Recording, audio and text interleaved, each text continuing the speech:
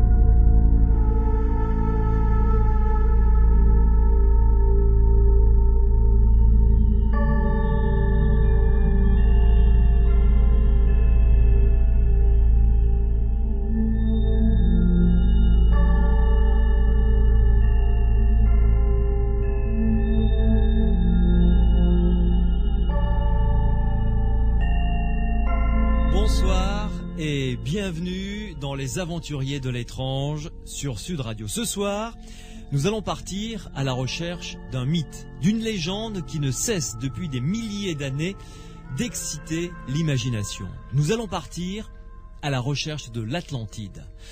Où peut se situer ce pays extraordinaire qui fut englouti par les flots, dit-on, en une nuit? D'où vient cette légende? Qui en a parlé le premier? D'où viennent les informations? Où en est la recherche actuellement? Des vestiges ont-ils été retrouvés? Nous allons essayer donc de répondre à toutes ces questions avec mes deux invités. Je commence avec Jacques Gossard. Bonsoir. Bonsoir. Vous êtes membre du comité de rédaction de la revue belge Kadat. Ça s'écrit K-A-D-A-T-H. D'ailleurs, pour ceux qui veulent aller sur le site internet pour découvrir cette revue, ce que je leur recommande, et s'y abonner, ce que je leur recommande encore plus, c'est Kadat, K-A-D-A-T-H.be, comme Belgique, quoi. C'est donc une revue consacrée à l'étude des civilisations disparues. Et je rappelle également que vous êtes auteur d'un livre qui s'intitule Les Atlantes hier et aujourd'hui, qui est paru il y a quelques années maintenant dans la collection Noire chez Robert Laffont. Donc, à vos côtés, Pierre Lagrange, bonsoir. Bonsoir Pierre Lagrange. Bonsoir. Merci. Oui, très bien, très bien. Merci de venir nous rejoindre. Vous êtes un habitué des aventuriers de l'étrange. Vous êtes vous-même un aventurier de l'étrange depuis ces quelques temps maintenant. Ça, oui. Alors, vous êtes sociologue et auteur de nombreux livres, notamment sur le dossier OVNI et Roswell. Vous êtes aussi intéressé à l'Atlantide. Donc, avec vous deux, Jacques Gossard et vous, Pierre Lagrange, nous allons partir donc sur les traces des Atlantes et de l'Atlantide, si tant est que cela et exister. On se posera les questions évidemment nécessaires dans le courant de cette émission. Alors vous qui nous écoutez, vos commentaires et vos questions sont, vous le savez, dans cette émission les bienvenus. Vous pouvez nous appeler au 0826 300 300. Morad est au standard et attend vos questions. 0826 300 300. Vous pouvez également me faire parvenir directement vos commentaires en passant par le biais du SMS. Je serai votre porte-parole. Vous tapez Sud sur votre portable, vous laissez un espace, vous rédigez votre question, votre commentaire, votre réaction et vous envoyez le tout au 71 200. Et vous le savez, à partir de 23h, avec Pierre Massias, nous analyserons vos témoignages. Vous pouvez nous appeler, vous inscrire dès maintenant d'ailleurs pour participer à cette dernière partie de l'émission. Si vous pensez avoir vécu un phénomène de l'ordre du paranormal, vous pouvez nous appeler, vous pouvez appeler Morad au 0826 300 300. Nous vous écouterons avec attention, Pierre Massias et moi-même, tout à l'heure, à partir de 23h30 et nous essaierons d'apporter des réponses à vos questions. Les aventuriers de l'étrange, avec Louis Bénédy sur Sud Radio. L'histoire donc de l'Atlantide. Tout de suite, nous allons commencer avec vous, Jacques Gossard. Alors, commençons par le début, si vous le voulez bien. La légende de l'Atlantide est née où et quand? Et de quelle manière? Alors, la première personne à avoir parlé de l'Atlantide, tout au moins c'est ce qu'on a retrouvé jusqu'à présent, parce qu'il existe peut-être des textes qui sont encore à découvrir. Vous savez, en archéologie, on découvre tous les jours, et même pour des sujets qui sont bien connus, qu'on croit bien connus, on peut toujours avoir des surprises. Mais au point où en sont les choses actuellement, le premier à avoir parlé de l'Atlantide, c'est le philosophe grec Platon. Qui vivait au 5e siècle avant Jésus-Christ, je le rappelle. Alors, Platon était un philosophe, et ses écrits en général étaient des écrits philosophiques. Et dans un cas, en tout cas, il a fait exception à la règle, et dans un texte qui s'appelle le Timée, et dans un autre qui s'appelle le Critias, il a parlé de l'Atlantide. Mais ce qu'il faut dire avant de poursuivre, c'est que ce Timée est un texte un petit peu spécial dans l'œuvre de Platon parce que ça n'est pas un texte uniquement philosophique, uniquement à vocation politique ou philosophique. C'est aussi un texte qui a pour ambition de décrire les connaissances du temps, les connaissances du temps de Platon, dans un peu tous les domaines. Et c'est dans ce contexte-là qu'il a parlé de l'Atlantide. Alors, que dit-il de l'Atlantide? Eh bien, il fait parler quelqu'un qui s'appelle Critias le Jeune. C'est quelqu'un que nous allons retrouver dans quelques instants, parce qu'il faut voir d'où Platon a tiré cette histoire. Et je vais commencer par décrire très brièvement ce que dit Platon de l'Atlantide. Alors, il dit, voilà, l'Atlantide, d'abord, c'était un pays, une île plutôt, qui était située au-delà des colonnes d'Hercule. Point très important, évidemment, parce que les colonnes d'Hercule, tout le monde sait où ça se trouve, c'est à l'endroit que l'on appelle actuellement le détroit de Gibraltar. Oui, la liaison entre la Méditerranée et l'océan Atlantique, quoi. Voilà. Exactement. Ouais. Et au-delà des colonnes d'Hercule, pour Platon, évidemment, ça veut dire au-delà par rapport à son pays, donc vers l'océan Atlantique. Oui. Première chose. Les Atlantides étaient, nous dit Platon, plus grandes que la Libye et l'Asie réunies. C'était donc pas une petite île. Ceci étant, il faut traduire en termes de l'époque, qu'entend-il par Libye, qu'entend-il par Asie? Bon, la Libye, c'est l'Afrique du Nord, excepté l'Égypte, et l'Asie, c'est bien entendu l'Asie qu'il connaissait, c'est-à-dire l'Asie mineure. Oui, ce qui fait déjà un beau pays quand même. Ce qui fait déjà un beau pays, ce qui fait déjà une fameuse île. Une belle superficie, oui, tout à fait, oui. Voilà. Donc, c'était, nous dit Platon, une île située au-delà des colonnes d'Hercule, plus grande que la Libye et l'Asie réunies, et il précise, et ça c'est important de le dire aussi, que de cette île, on pouvait passer dans d'autres îles et finalement atteindre le continent qui s'étend en face d'elle. Oui. Bon. Voilà. Si on voit une carte de l'océan Atlantique, on pense tout de suite évidemment à l'Amérique. Oui. C'est-à-dire qu'on pouvait quasiment traverser, non pas à pied, mais presque, du détroit de Gibraltar jusque l'actuelle Amérique, en passant par ce continent, l'Atlantide. Voilà. Oui, selon Platon toujours. Hein. Là, selon Platon. Voilà. Selon Platon, c'est la plus ancienne source, je le répète, et finalement, c'est la seule source que nous ayons. Personne d'autre n'en parle. Tous ceux qui en ont parlé par la suite font référence à Platon. Oui. Jacques Gossard, une petite pause. Je me tourne vers Pierre Lagrange. Pierre Lagrange, jusque-là, vous êtes tout à fait d'accord, j'imagine, puisque c'est l'unique source que l'on connaisse jusqu'à maintenant. Oui, c'est ça. En fait, l'histoire de l'Atlantide, on la connaît que par Platon. Bon, il y a tout un tas, après les débats suivent les deux textes de Platon. Il y a eu tout un tas de suppositions après pour dire que l'Atlantide était évoquée ailleurs, notamment dans les mythologies de l'Amérique centrale. Mais tout ça après relève effectivement du débat qui va suivre. Oui. Mais l'Atlantide, l'île de l'Atlantide, c'est Platon qui donne le plus de détails. Donc on est obligé de se référer à lui et du coup d'essayer de comprendre ce qu'il a bien voulu dire par là. Oui, tout à fait. Oui. Alors, Jacques Gossard, c'est vrai que il y a, par exemple, publié dans la revue dont vous vous occupez, qu'à date, il y a également un article tout à fait intéressant sur une explication de texte de Platon, parce qu'il y a eu des traductions également. Donc déjà, il faut que tout le monde soit d'accord sur l'interprétation du texte, et ce qui n'est pas facile. Mais pour le moment, restons-en à ce que dit Platon. Alors, ensuite, Platon va décrire l'île Atlantide. oui. Et la première chose qu'il dit, c'est que cette île était composée de deux parties. Une partie montagneuse et une partie montagneuse plutôt vers le nord et vers le sud, une plaine. Oui. Qui et entre la plaine et la montagne, on situait la capitale, la cité royale, qui était la plus vieille cité de l'Empire Atlante. Oui. Donc, déjà, deux notions importantes, et tous ces éléments, en fait, bon, là, je demande à vos auditeurs de bien les retenir, parce que Platon s'étend assez bien sur la description, mais disons que j'ai sélectionné les éléments importants qui vont servir à notre analyse par la suite. Oui, tout à fait. Puis Platon va parler évidemment de la civilisation atlante, après avoir parlé de l'Atlantide, de sa géographie. Il va parler de la civilisation atlante, et c'est là que ça devient évidemment d'une part très intéressant, et d'autre part c'est là que les choses peuvent commencer à dériver, et certains n'ont pas manqué d'ailleurs de dériver et d'affabuler au départ de cette description.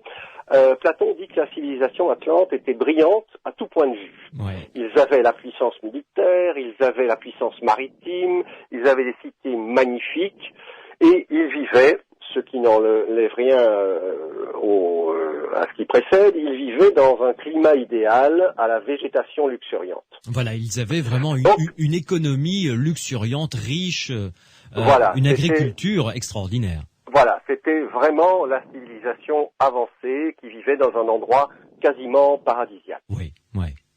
Donc, ils avaient tout pour être heureux. Mais évidemment, l'homme étant un perpétuel insatisfait, les rois atlantes finirent par vouloir encore plus. Et ne se contentant plus de leur domination sur cette magnifique contrée, et nous dit Platon sur d'autres contrées, parce que les rois atlantes n'avaient pas uniquement la suprématie, le pouvoir sur l'Atlantide, non, ils avaient des colonies, ils avaient des comptoirs un petit peu partout, et certainement en dehors de l'Atlantide. Donc, Platon précise même qu'ils étaient maîtres de la Libye jusqu'à l'Égypte et de l'Europe jusqu'à la Tyrrhénie. Oui, et donc, oui. ces rois atlantes, ne se contentant plus de leur empire, de l'empire qu'ils avaient, décidèrent d'entreprendre de nouvelles conquêtes. Et entreprenant de nouvelles conquêtes, ils devaient, à un moment ou à un autre, se heurter aux Grecs. Et c'est là, évidemment, que les choses commencent à déraper un petit peu dans les chronologies. C'est que là, Platon fait intervenir les Grecs et l'armée grecque, qui va se heurter à l'armée atlante, beaucoup plus puissante, mais au terme d'un combat extrêmement héroïque, dur, épique, évidemment. Oui. Ce sont les Athéniens qui vont gagner. Et ce sont les Athéniens qui vont finalement gagner. Oui. Bon, alors là, évidemment, plus exactement, on peut dire que ce n'est probablement pas tout à fait exact historiquement, puisque, mais ça je vais y revenir tout de suite, l'Atlantide c'est pas au même moment qu'Athènes, et donc on peut supposer que là Platon a introduit des éléments qui ne sont plus des éléments historiques, mais qui relèvent simplement de la politique et même de la propagande politique. Oui. Jacques Gossard, Pierre Lagrange, nous allons faire une première pause, on va se retrouver dans quelques minutes. Vous venez tous les deux donc de planter le décor, de nous dresser un petit peu le portrait que Platon avait peint de l'Atlantide dans son texte Le Timée, et nous allons revenir évidemment tout de suite après pour aller beaucoup plus loin. Déjà commencer par se poser la question de savoir savoir d'où Platon tenait-il ces informations. Et là, nous parlerons de Solon, un autre personnage qui aurait apporté ces informations à Platon. Solon aurait, lui, tenu ces informations de la part de prêtres égyptiens. Donc vous voyez, le parcours a été quand même assez tortueux pour que Platon puisse recueillir ces informations et ensuite en faire le texte qui a donné naissance à l'Atlantide. Restez avec nous sur Sud Radio, on se retrouve dans quelques instants. Les aventuriers de l'étrange, avec Louis Bénédy sur Sud Radio. Nous partons à la recherche de l'Atlantide avec Jacques Gossard et Pierre Lagrange, mes deux invités ce soir, jusqu'à 23h30 pour essayer de décortiquer ce dossier mythique, légendaire, extraordinaire qui fait toujours autant rêver, il faut l'avouer. Et puis à partir de 23h30, vous le savez, avec Pierre Massias, nous allons écouter vos témoignages et vous apporter quelques éléments de réponse. Si vous pensez avoir vécu quelque chose de l'ordre du paranormal, vous appelez notre standard. Morad est là, il attend vos appels au 0826 300 300, 0826 300 300. Jacques Gossard, revenons donc à l'Atlantide. Alors, est-ce qu'on peut essayer, vous nous avez planté le décor, ce qu'avait rapporté Platon dans son texte, le Timée ou le Critias. Bien. Alors maintenant, d'où viennent ces informations? Est-ce qu'on peut commencer à se poser la question? Oui, non seulement on peut se poser la question, mais on connaît la réponse, parce que Platon lui-même donne la réponse dans son Timée. Mais avant d'aborder ce sujet, je voudrais quand même dire que l'histoire de l'Atlantide rapportée par Platon n'était pas terminée, pas tout à fait, dans ce sens que à partir de cette défaite des rois atlantes face à l'armée d'Athènes, les choses vont vraiment très rapidement se dégrader pour les Atlantes. Et ça, je crois que c'est important de le dire aussi. Ah bah oui, c'est que l'Atlantide était en train de vivre ces derniers jours, parce que nous dit Platon, 9000 ans avant le Timée. Donc là, le Timée, c'est aux environs du 5e siècle avant Jésus-Christ. Donc 9000 ans, ça nous amène aux alentours de 10 000 avant Jésus-Christ, à peu près, à la grosse brosse. 9000 ans avant le Timée, survint une catastrophe qui mit fin à la civilisation atlante. Et là, Platon est très précis. Il dit, dans l'espace d'un seul jour et d'une seule nuit néfaste, l'île Atlantide, s'étant abîmée dans la mer, disparut. Donc, vers 10 000 avant Jésus-Christ, nous dit Platon, l'Atlantide a disparu dans une grande catastrophe et s'est engloutie dans la mer, et ce, très rapidement. Ouais. Il a fallu quand même un séisme d'une amplitude extraordinaire pour engloutir une île d'une telle superficie en une nuit, en un jour et en une nuit. Mais ça, effectivement, on pourra y revenir tout à l'heure, j'imagine. Il existe différentes hypothèses, soit d'origine terrestre, soit d'origine, je n'ose pas dire extraterrestre, parce que ça fait penser à un autre contexte. Ici, disons un phénomène céleste. Oui, tout à fait. Une météorite qui serait tombée, quelque chose comme ça. Il y a effectivement un certain nombre d'hypothèses qui sont émises à ce sujet. Mais pour en revenir à votre question de départ, effectivement, Platon, ou plutôt celui qui parle dans le Timée, qui est Critias le Jeune, explique que cette histoire, en fait, elle a été recueillie par un certain Solon. Solon, qui était un dirigeant grec, et qui... pas de très bonne réputation d'ailleurs, hein? Non, il avait... Selon certaines sources. Selon certaines sources, peut-être, mais d'un autre côté, c'était c'était un politique assez habile, qui a d'ailleurs réussi à diriger Athènes d'une manière assez brillante malgré tout. D'accord. Et c'était quelqu'un qui, en plus de cela, était très cultivé, comme beaucoup de Grecs cultivés et riches, bien entendu, de cette époque. Lorsqu'ils le pouvaient, ils allaient faire un petit voyage, un petit peu de tourisme en Égypte. D'autres l'ont fait, hein. Pythagore l'a fait aussi. La plupart des grands penseurs grecs sont allés en Égypte. Mais donc, Solon décide de partir en Égypte pour un voyage qui évidemment a duré un certain temps, et il se retrouve en Égypte aux alentours de 570 avant Jésus-Christ. Et là, bien sûr, il prend le temps de musarder à gauche et à droite, et c'est ainsi qu'il se lie d'amitié avec des prêtres égyptiens. des prêtres égyptiens du temple de Saïs. Saïs, c'est une ville qui se trouve dans le delta du Nil, donc dans le nord de l'Égypte. Oui. Et là, c'est pour la première fois, ayant gagné la confiance de ces prêtres égyptiens, ce sont ces prêtres qui vont lui parler pour la première fois de l'Atlantide, qui vont lui raconter l'histoire de l'Atlantide. Alors évidemment, c'est la première fois que Solon entend parler non seulement de l'Atlantide, mais du fait qu'une civilisation aussi ancienne et aussi brillante a pu exister. Donc il est vivement impressionné par la chose. Est-ce qu'il prend des notes? Ça, on n'en sait trop rien, mais en tout cas, lorsqu'il rentre à Athènes, il en parle à quelqu'un qui est probablement son frère, un certain Dropides. Dropides lui-même va en parler à quelqu'un de la famille qui s'appelle Critias l'Ancien. Et à la fin de sa vie, Critias l'Ancien va raconter l'histoire de l'Atlantide à Critias le Jeune. Et Critias le Jeune, lui, va en parler à Platon, et Platon va le faire parler dans son Timée pour raconter l'histoire de l'Atlantide. D'accord. Voilà comment les choses se sont passées. Donc, au départ, la vraie source, c'est l'Égypte. Ce sont les prêtres égyptiens.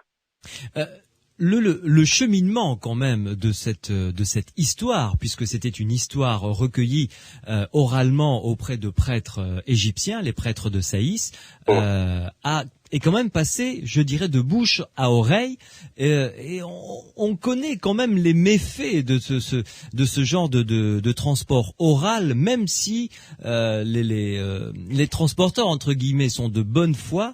Vous voyez, il peut y avoir des formations quand même petit à petit. C'est vrai. C'est vrai qu'il peut y avoir des formations, mais d'abord, on ne sait pas si Solon a pris des notes. Ça, c'est une première chose à dire.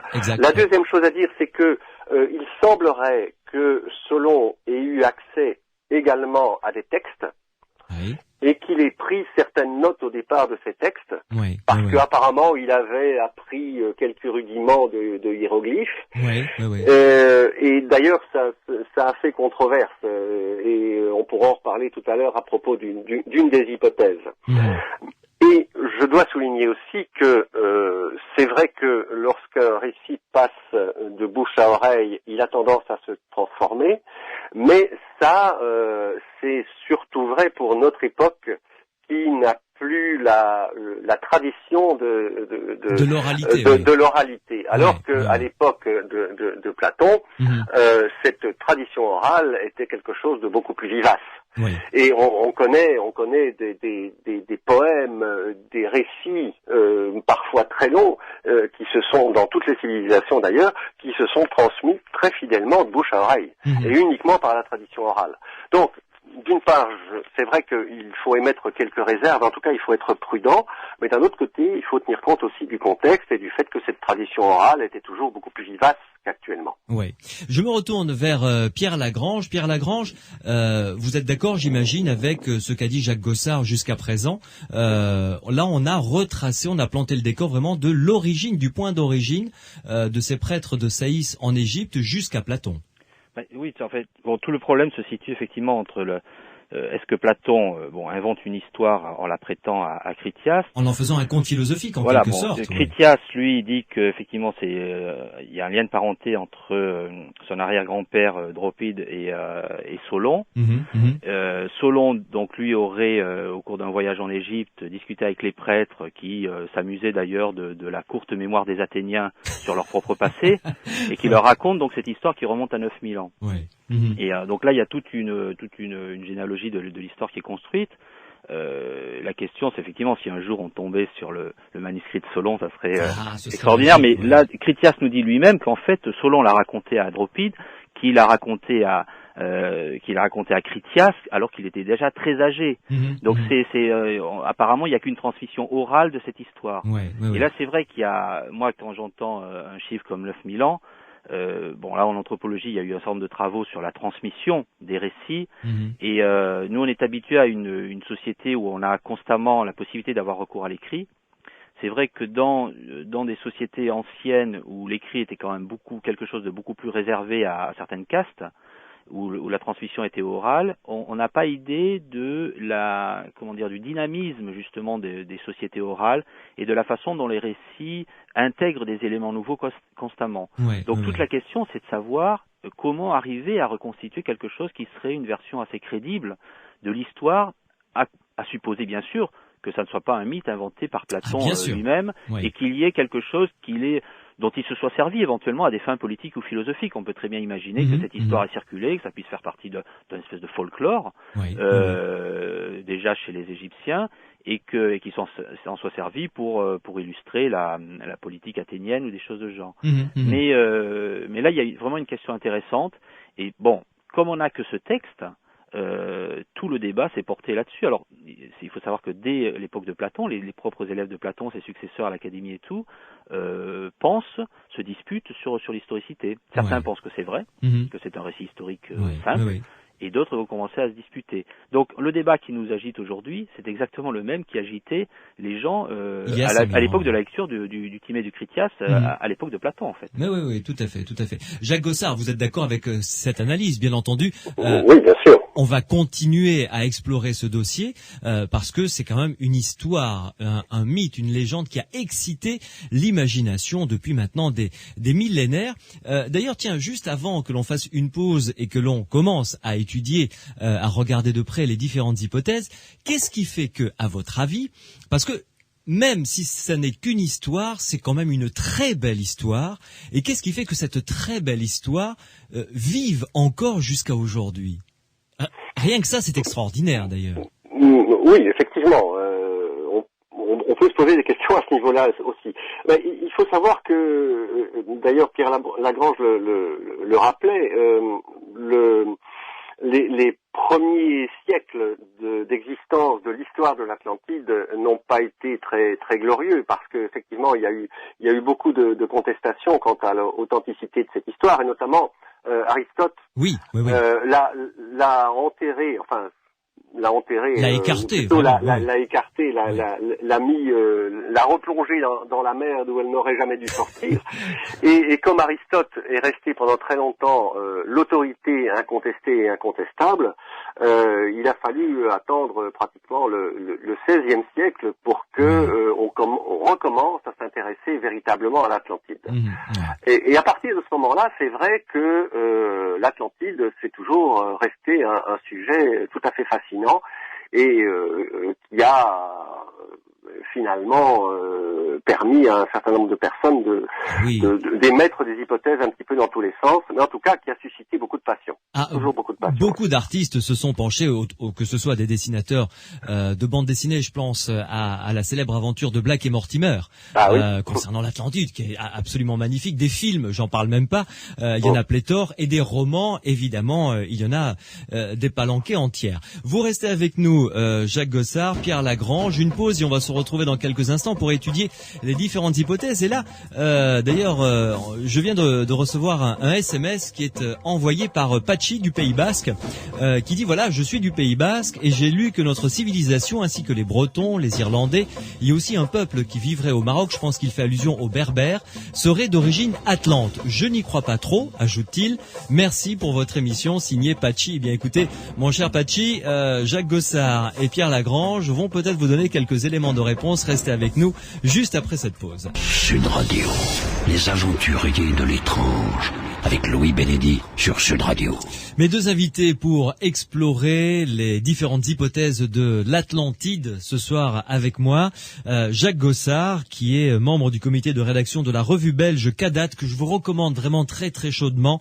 Allez sur leur site kadat.be, Kadat ça s'écrit KADATH.be. Abonnez-vous absolument à la revue.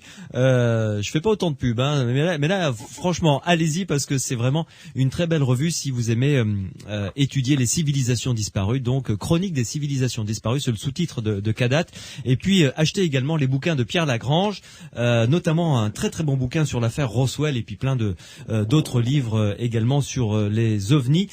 Pierre Lagrange qui s'intéresse aux Atlantes, enfin à l'Atlantide, est également en notre compagnie. Alors Jacques Gossard, si vous le voulez bien, Pierre Lagrange également, on va commencer par étudier quelques hypothèses. D'ailleurs, il y a un autre SMS qui est arrivé qui dit: a-t-on trouvé des preuves irréfutables que l'Atlantide a existé?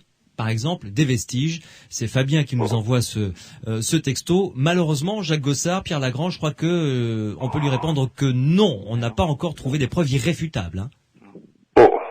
Je me lance. Allez-y, Jacques, allez-y. C'est à vous. Des preuves irréfutables, non. Sinon, on serait pas en train d'en discuter ce soir.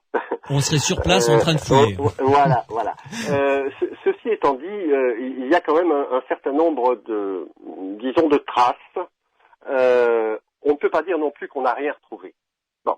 Alors, d'abord, dans l'ordre chronologique, lorsqu'on se dit peut-être bien que Platon avait raison, peut-être bien que Platon a vraiment donné la description de ce qui était l'Atlantide, le premier réflexe, c'est d'aller voir au milieu de l'Atlantique pour voir ce qu'on peut y trouver. Voilà, oui. Bon, alors au milieu de l'Atlantique, au-delà des colonnes d'Hercule, il n'y a pas grand-chose, sauf bien sûr les Canaries et les Açores. Et les Açores, finalement, qu'est-ce que c'est? Eh bien, ce sont des îles qui sont, je dirais, les vestiges de quelque chose de plus important qui a pu exister à une époque incirculée, mettons 10 000 ans avant Jésus-Christ pour fixer des idées, mais en tout cas durant la préhistoire. En fait, c'est une région, les Açores sont situés dans une région à forte activité volcanique. Il faut savoir que cet endroit de l'Atlantique, donc entre l'Europe et l'Amérique, est l'endroit où l'océan Atlantique est né. C'est de là que tout est parti. C'est à partir de cette faille qui va du nord au sud à travers tout l'Atlantique qu'est né l'océan.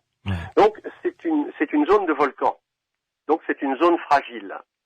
C'est une zone qui bouge beaucoup, qui a toujours beaucoup bougé, qui a toujours été fort active. Ça, c'est une première chose à dire.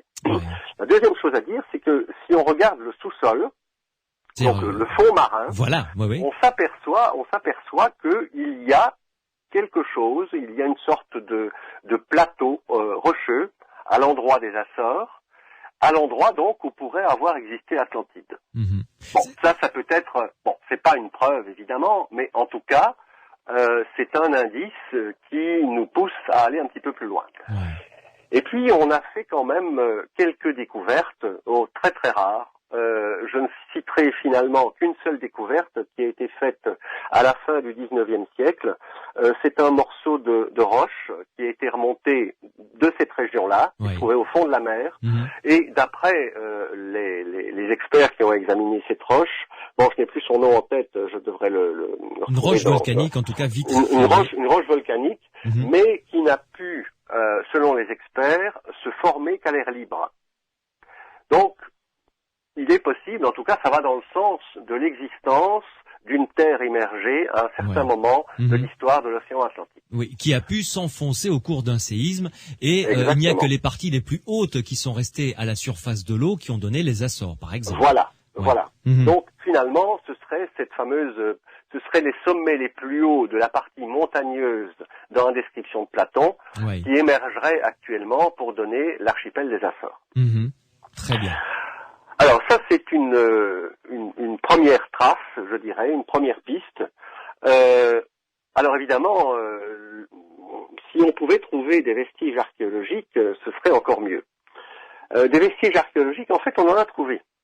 Et on en a trouvé notamment, on parlera peut-être tout à l'heure, on parlera probablement du côté américain, mais pour nous en tenir à cette région de l'archipel des Açores et des Canaries, on a trouvé, voici quelques années, des structures sous-marines au large de l'île de Lanzarote, des structures sous-marines des murs faits de blocs cyclopéens qui ne sont d'ailleurs pas petits du tout.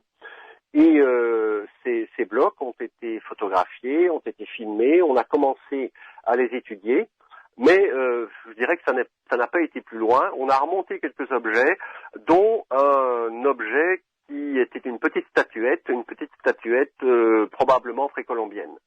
Bon, maintenant, cette petite statuette précolombienne, ça ne veut rien dire en soi, parce qu'il est fort possible qu'elle ait été perdue par un vaisseau... ou un vaisseau à couler ou autre chose. Enfin, bon, en soi, ça ne veut rien dire. Mais ce qui est quand même assez intriguant, je crois, et qui mériterait peut-être davantage d'investigation, ce sont les murs cyclopéens qu'on a découverts au large de Lanzarote. Voilà. Alors au départ, il y a eu quelques études, mais vous savez, en archéologie, il faut toujours avoir énormément d'argent pour financer ce genre de choses, surtout quand c'est de l'archéologie sous-marine. Et à ma connaissance, actuellement, plus rien ne se passe. Ouais. Pierre Lagrange, que pensez-vous de ce premier champ de recherche, l'hypothèse atlantique évidemment, et plus particulièrement celle des Açores? Bon, moi je suis assez sceptique, on va dire. Disons que historiquement, c'est vrai qu'il y a tout un débat qui est pas nouveau et qui est notamment intéressant au début du XXe siècle et au XIXe, parce que il faut savoir que nous aujourd'hui on vit avec cette idée que les continents ont dérivé et qu'il y a très longtemps, dans les époques géologiques, l'Afrique et l'Europe étaient rattachés au bloc américain. Donc là, il faut voir quelle place il pourrait y avoir éventuellement pour une grande île ou un petit continent comme ça au milieu de l'Atlantique. Mais au début du XXe siècle, un certain nombre de géologues, notamment, s'intéressaient, notamment comme le français Pierre Termier, qui était professeur à l'école des mines. Et c'est lui notamment qui rapporte souvent cette histoire de roches de lave qu'on aurait remontées et qui auraient pu se former qu'à l'air libre et choses de genre. Et c'est vrai qu'il y a, mais à l'époque de Termier était très sceptique par rapport aux hypothèses de Wegener, donc l'histoire de la dérive des continents, et il pensait, comme tous les savants de son époque, qu'en fait il y avait eu entre l'Afrique et l'Amérique du Sud, par exemple, et entre l'Europe et l'Amérique du Nord, des ponts intercontinentaux. C'est-à-dire que l'état actuel du monde n'était pas ce qu'il avait toujours été, et qu'il y avait autrefois eu des espèces de grandes passerelles de terre qui avaient notamment permis le passage de la migration animale et tout ce qui s'ensuit. Par exemple, oui, d'accord. Voilà. Et à partir de là, Termier a publié tout un tas d'articles sur l'Atlantide et fait des conférences dans lesquelles il expliquait que ces ponts intercontinentaux, au cours des époques géologiques, ont commencé à disparaître, à être engloutis par les eaux. Et il pense qu'en fait, Platon, l'histoire de l'Atlantide, serait une espèce de souvenir d'une des dernières disparitions des restes de ces ponts intercontinentaux. C'est-à-dire que l'Atlantide aurait correspondu à un des derniers bouts de terre qui serait resté au milieu de l'Atlantique à ce sujet. Et c'est d'ailleurs c'est amusant parce que c'est un des éléments qui lui permettait de réfuter Wegener à l'époque. Donc maintenant, quand on sait ce qu'il en est, ça prête un peu à sourire. Donc on voit qu'il y a comme ça tout un tas de discussions qui se sont greffées sur cette histoire de l'Atlantide pour essayer de le justifier.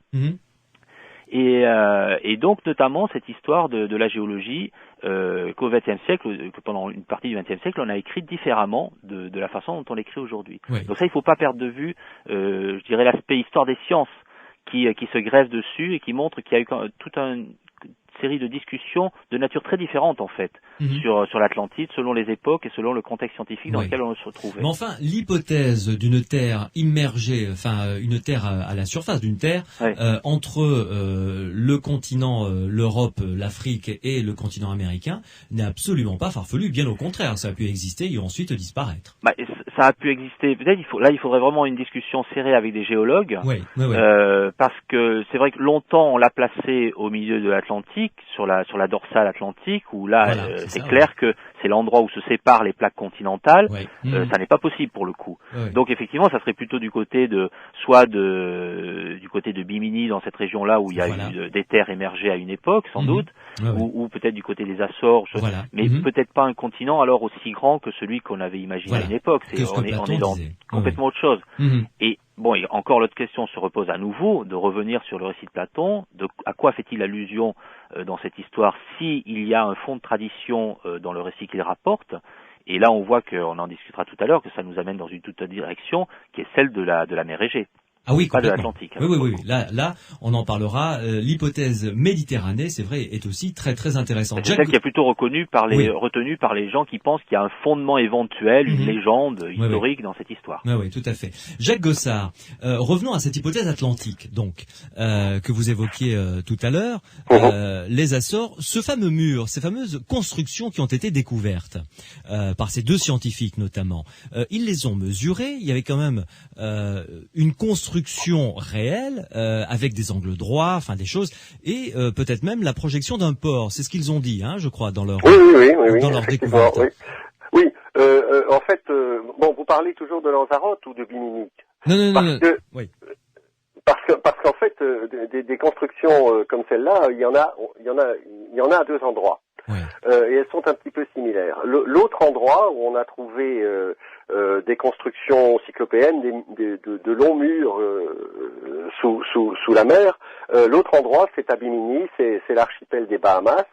Et là, effectivement, disons que les structures sont mieux connues parce qu'elles ont été analysées pendant plus longtemps. Et donc, on n'est pas arrivé non plus à des conclusions définitives, bien entendu, mais c'est vrai qu'on a parlé d'installations portuaires. Ouais. Et au moment où on a fait la découverte, d'ailleurs, les deux scientifiques qui se sont d'abord intéressés à ce site. Donc, en fait, ces sites, c'est encore une fois deux murs parallèles. Relié par une sorte d'arc de cercle. Donc, si vous voulez, ça forme une sorte de U sur le fond de l'océan. Oui. Ces deux chercheurs qui se sont occupés de Bimini aux alentours des années 70 ont parlé un petit peu rapidement dans leur enthousiasme de port de l'Atlantide. Bon, ce qui a évidemment suscité de la part d'un certain nombre d'archéologues et de géologues une levée de boucliers. Oui. Et là, il y a eu effectivement une controverse assez intense, avec analyse et contre-analyse, et notamment les analyses ont porté sur le fait de savoir si ces constructions pouvaient être de type naturel. Bon, je crois que la même question peut se poser à propos de ce qu'on a trouvé à Lanzarote. Mais à ma connaissance, à Lanzarote, on n'est pas allé assez loin pour pouvoir répondre oui ou non. D'accord. Mais si je reprends l'exemple de Bimini, certaines analyses géologiques ont voulu démontrer qu'il s'agissait effectivement de formation naturelle, d'un caprice de la nature en quelque sorte. Oui. Bon, même si ça paraît assez extraordinaire quand on voit les photos des constructions, on peut se dire que c'est possible, ce sont des choses qui arrivent. Pourquoi pas, mais pour autant que je sache, les dernières analyses géologiques montrent que les pierres dont sont faits les murs ne viennent pas de cet endroit, mais d'une carrière qui serait située à une dizaine de kilomètres plus au sud. Donc ce serait quand même, et finalement c'est la seule chose qu'on puisse dire avec plus ou moins de certitude, c'est que ce sont des constructions artificielles. Mais alors, dites-moi, Jacques Gossard, est-ce que cette hypothèse atlantique concernant l'Atlantide retient votre attention ou vous la trouvez, bon, ma foi, intéressante, mais pas assez étayée, peut-être un peu légère? Qu'en pensez-vous? Je vous dirais que de toute façon, ma préférée, c'est celle qui place l'Atlantide en Belgique, parce que oui. je vous assure qu'il existe vraiment quelqu'un qui a pensé que l'Atlantide pouvait se situer en Belgique. Mais celle-là, je n'y crois pas. Mais ceci étant, parmi toutes les hypothèses qui sont les 5 hypothèses qui sont actuellement retenues, oui. Cela me paraît être la plus sérieuse et la plus vraisemblable. Ceci étant, je voudrais quand même dire aussi que ce ne sont jamais que des hypothèses. Oui. Et que dans le cas de l'Atlantide, je ne pense pas qu'on puisse jamais prouver véritablement que l'Atlantide a bel et bien existé. On peut en trouver des traces. On peut en suspecter des descendants et des descendances dans les civilisations, dans les peuples, mais aller retrouver vraiment l'Atlantide, ça, je ne sais pas si ce sera un jour possible. Ouais. Enfin, on peut rêver, hein. Oui, on peut rêver, mais à l'heure actuelle, même l'hypothèse la plus crédible à mes yeux ne reste qu'une hypothèse. Ouais. Cela étant, il y a quand même 10 000 ans, un peu plus de 10 000 ans qui est passé par là, et quand on sait les dégâts que font l'eau, enfin le sel, l'eau marine, enfin l'eau de la mer, sur tous les vestiges qui sont au fond de l'eau, on se dit que 10 000 ans qui sont passés par là, il y a quasiment aucune chance de retrouver quelque chose de plausible, je dirais. Très peu de chance. Ouais. À part les vestiges dont on vient de parler, voilà. donc à Bimini et à Lanzarote, je crois qu'effectivement on ne retrouvera jamais rien. On ne retrouvera jamais de preuves directes de l'existence de l'Atlantide. Ouais. Parce que effectivement, bon, les objets, si objets il y a eu, ont disparu. Mais ceci étant, je pense que à partir du moment où les preuves archéologiques évidentes, directes, sont inexistantes par définition, il faut chercher dans d'autres directions. Il faut aller chercher dans les directions, je dirais, non plus rechercher l'Atlantide, mais plutôt rechercher les Atlantes.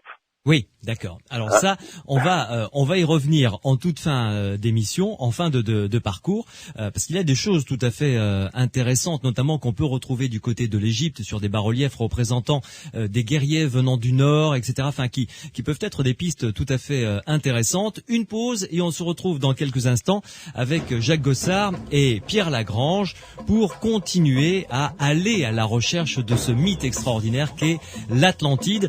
On va aller se balader du côté de la Méditerranée, nous irons également dans la mer du Nord, au large du Danemark, nous étudierons d'autres hypothèses, peut-être un petit peu plus farfelues, comme l'Atlantide en Antarctique, et enfin, nous essaierons, comme vient de le dire Jacques Gossard, de retrouver peut-être des traces étonnantes de civilisation atlante tout autour de la Méditerranée, ou peut-être ailleurs, puisque si Atlantide il y a eu, quand il y a eu ce séisme, eh bien les Atlantes sont peut-être partis ailleurs avec leur savoir. Et là, ils ont peut-être laissé des traces. C'est la question qu'on se posera dans quelques instants. Les aventuriers de l'étrange, avec Louis Bénédy sur Sud Radio. Avec mes deux invités, nous essayons de, non pas retrouver l'Atlantide, mais de découvrir quelles sont les différentes hypothèses qui existent actuellement, en l'état actuel des recherches. Jacques Gossard, donc, membre du comité de rédaction de la revue Cadat, qui est une revue belge qui se consacre aux civilisations disparues. Et puis Pierre Lagrange, qui est sociologue et auteur de nombreux livres sur les dossiers OVNI et dossier Roswell notamment, qui s'intéresse à l'Atlantide. Alors, je me tourne vers vous, Jacques Gossard. Voulez-vous que l'on continue dans l'Atlantique et qu'on remonte peut-être un petit peu plus haut dans la mer du Nord, le large du Danemark, ou voulez-vous que l'on passe directement à la Méditerranée ? Eh bien, on peut remonter vers le Danemark. Alors, allons-y, parce que c'est une hypothèse qui a été émise par un Danois, justement, hein. Par un Autrichien. Par un Autrichien, pardon. Et qui est quand même assez structuré, quoi. Enfin, je veux dire, c'est pas... Oui, tout à fait. En fait, le chercheur en question s'appelle Jürgen Spanut. Oui. Il était autrichien et pasteur de son État. Oui, tout à fait. Et il avait une grande passion dans la vie, c'était les anciennes civilisations du nord de l'Europe. Civilisation qu'il avait étudiée pendant de nombreuses années. Et à un moment donné, il a fait un voyage en Égypte et il a visité un temple assez célèbre à Thèbes, l'actuel Luxor, qui est le temple de Medinet Abou. Medinet Abou, c'est le temple funéraire d'un pharaon de la 20e dynastie qui est Ramsès III. Et sur ce temple, il a pu contempler des fresques qui montraient d'une part une bataille entre des Égyptiens et des peuples étrangers, et d'autre part ces mêmes Égyptiens faisant de nombreux prisonniers et les emmenant en captivité. Et en regardant ces guerriers étrangers, il s'est aperçu que ils étaient vêtus et leur armure était faite de la même manière que les peuples qu'il étudiait, c'est-à-dire les peuples préhistoriques, enfin proto-historiques, disons, de l'Europe du Nord. Oui. Et plus précisément de la région de d'Heligoland. Alors, il est parti. Alors, Heligoland, ça se trouve où? Eh bien, actuellement, c'est une toute petite île qui se trouve au large du Danemark. Oui. Mais il faut savoir qu'il y a quelques milliers d'années, cette île était encore rattachée au continent. Et dans cette région, aux alentours de 3000 avant Jésus-Christ, entre 4000 et 2000 avant Jésus-Christ, vivait donc un peuple qui s'adonnait essentiellement au commerce, qui était très florissant, qui était en contact avec la plupart des grandes cultures de Méditerranée, parce que c'était dans cette région d'Heligoland, donc dans le nord de l'Europe, que l'on trouvait l'ambre. Cet ambre qui était ambre jaune, donc, qui était si apprécié des peuples méditerranéens. Alors tout allait bien je résume un petit peu les choses. Tout allait bien pour ces peuples qui étaient très florissants, jusqu'au jour où il y eut un certain nombre de catastrophes naturelles, notamment des séismes, un effondrement d'une partie de la région, qui poussèrent ces peuples à se mettre en marche. Et à se mettre en marche vers le sud, d'abord vers les vallées du Rhône et dans les Alpes, puis ensuite l'Italie, et poussés par d'autres peuples, finalement, ils arrivèrent en face de l'Égypte, ou plus exactement aux frontières de l'Égypte, frontière ouest et frontière est. Et c'est là que se déroulèrent une série de batailles entre les Égyptiens et ces peuples que l'on a appelés les peuples de la mer. En fait, les peuples de la mer, on discute encore sur leur origine, mais pour Spanut, il est clair que ces peuples de la mer, ce sont les peuples qui viennent d'Europe du Nord. Donc, à la suite de cette gigantesque bataille, finalement, les Égyptiens sont restés vainqueurs.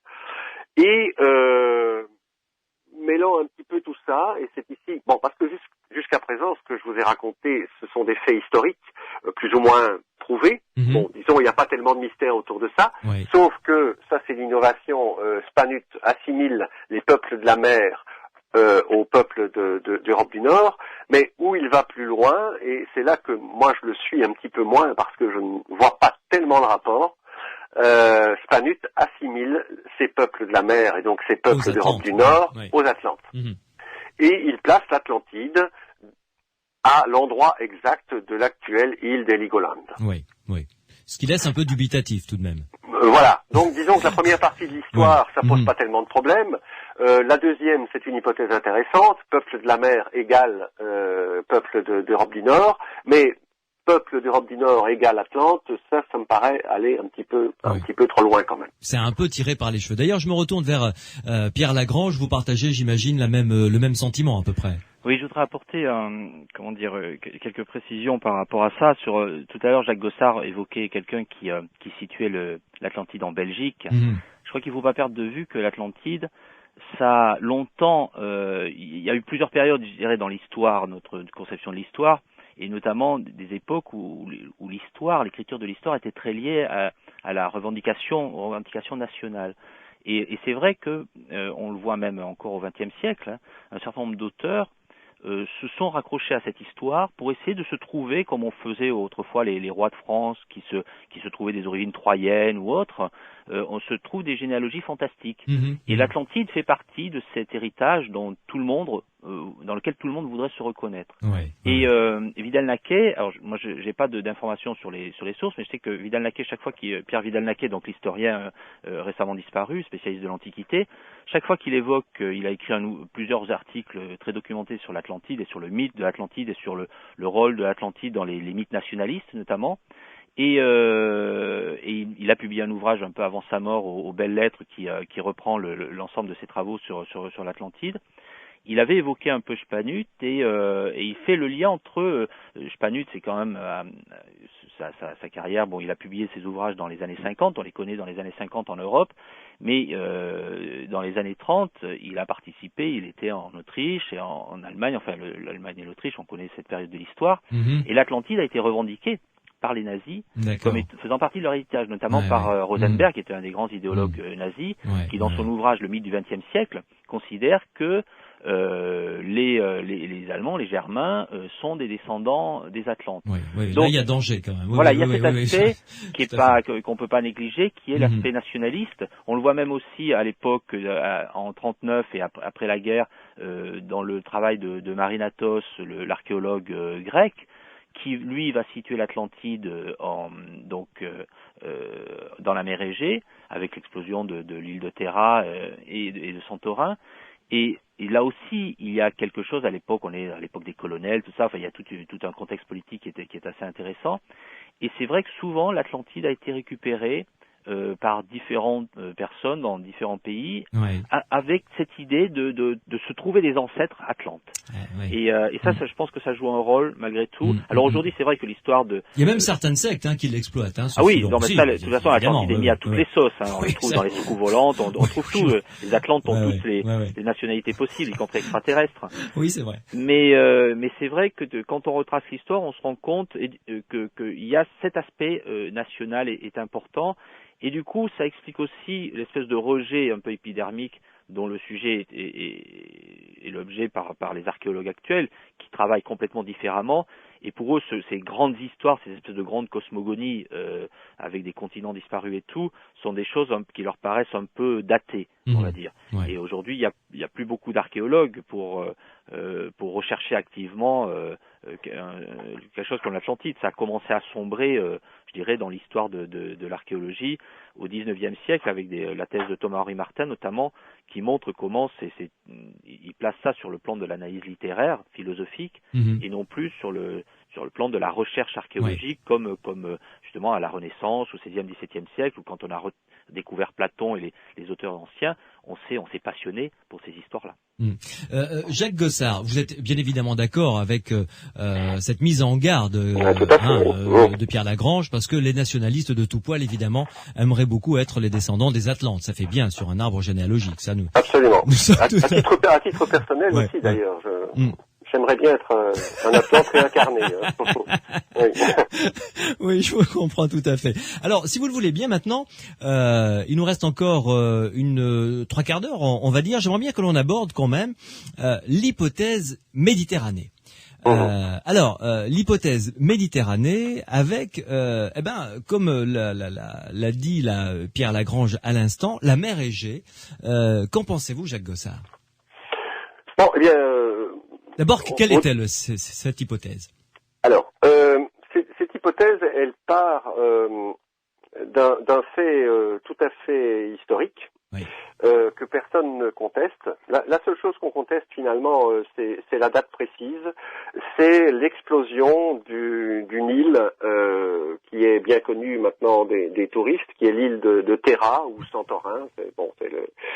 C'est la même chose, qui est en fait l'île la plus méridionale des Cyclades, en mer Égée. Et cette île, lorsque on va la visiter actuellement, on est surpris par deux choses. On est surpris par sa forme, parce qu'elle a la forme d'un croissant.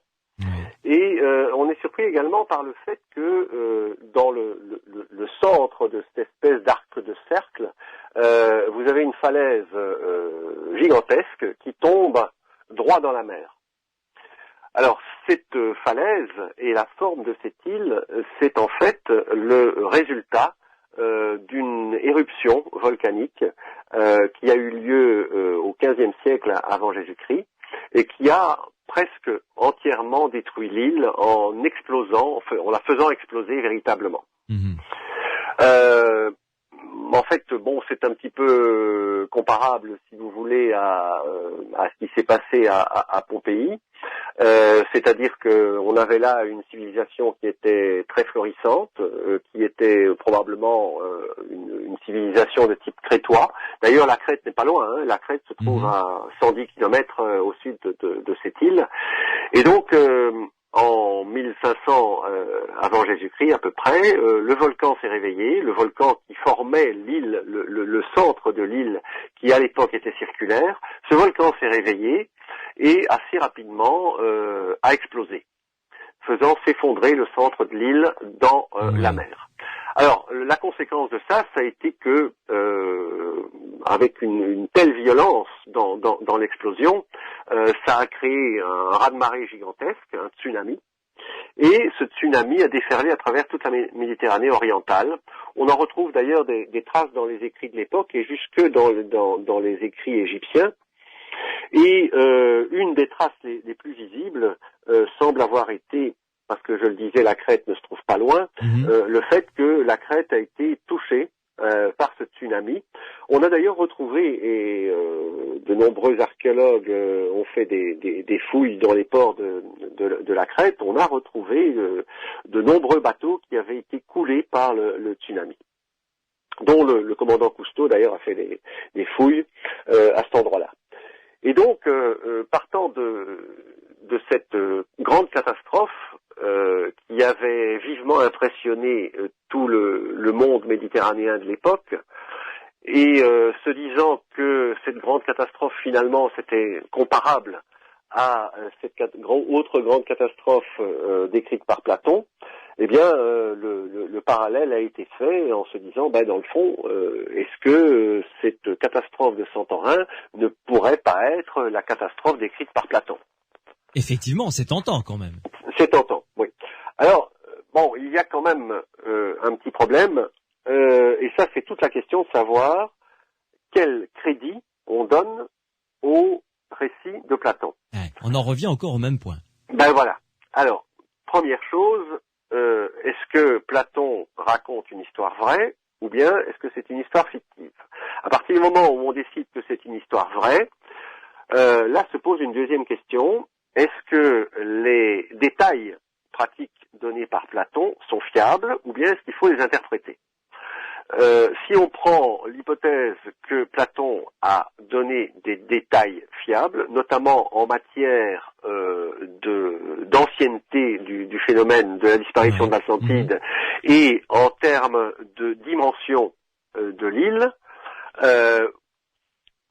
Santorin ne convient pas.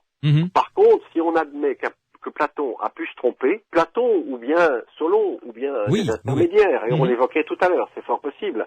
À ce moment-là, il est possible de se dire, le fond du récit est vrai, mais les détails pratiques ne sont pas nécessairement vrais, ne doivent pas nécessairement être pris au pied de la lettre. Et à ce moment-là, si on accommode un petit peu les données fournies par Platon, on peut se dire qu'effectivement, je vais prendre deux exemples tout de suite, on peut se dire qu'effectivement, l'Atlantide, ça peut être bien quelque part en Méditerranée orientale. Alors, il y a deux choses que dit Platon. Platon dit que la Libye, que l'Atlantide était plus grande que la Libye et l'Asie réunies. En fait, il pourrait y avoir une erreur d'interprétation à un moment ou à un autre, et qu'il ne faudrait pas entendre l'Atlantide est plus grande que la Libye et l'Asie réunies, mais l'Atlantide se situe entre la Libye et l'Asie.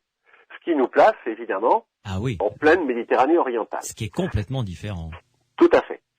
Deuxième élément, ce sont les dimensions de la plaine de l'île donnée par Platon, et notamment de cette fameuse plaine qui prenait une moitié de l'île à peu près.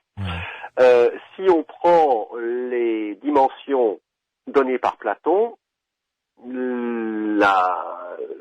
l'hypothèse Santorin ne tient pas. Elle ne tient pas parce que l'Atlantide est beaucoup trop grande pour cette région-là. Par contre, si on divise tous les chiffres, tous les nombres donnés par Platon par 10, alors là, on arrive à quelque chose d'assez, je dirais, convaincant, notamment au point de vue des dimensions, parce que les dimensions, ça devient les dimensions de la plaine de Knossos en Crète, et je vous rappelle que Platon parle de 9000 ans avant le Timée, pour la catastrophe de l'Atlantide. Si on divise par 10, on arrive à 920, ce qui peut correspondre à peu près à la catastrophe de Santorin.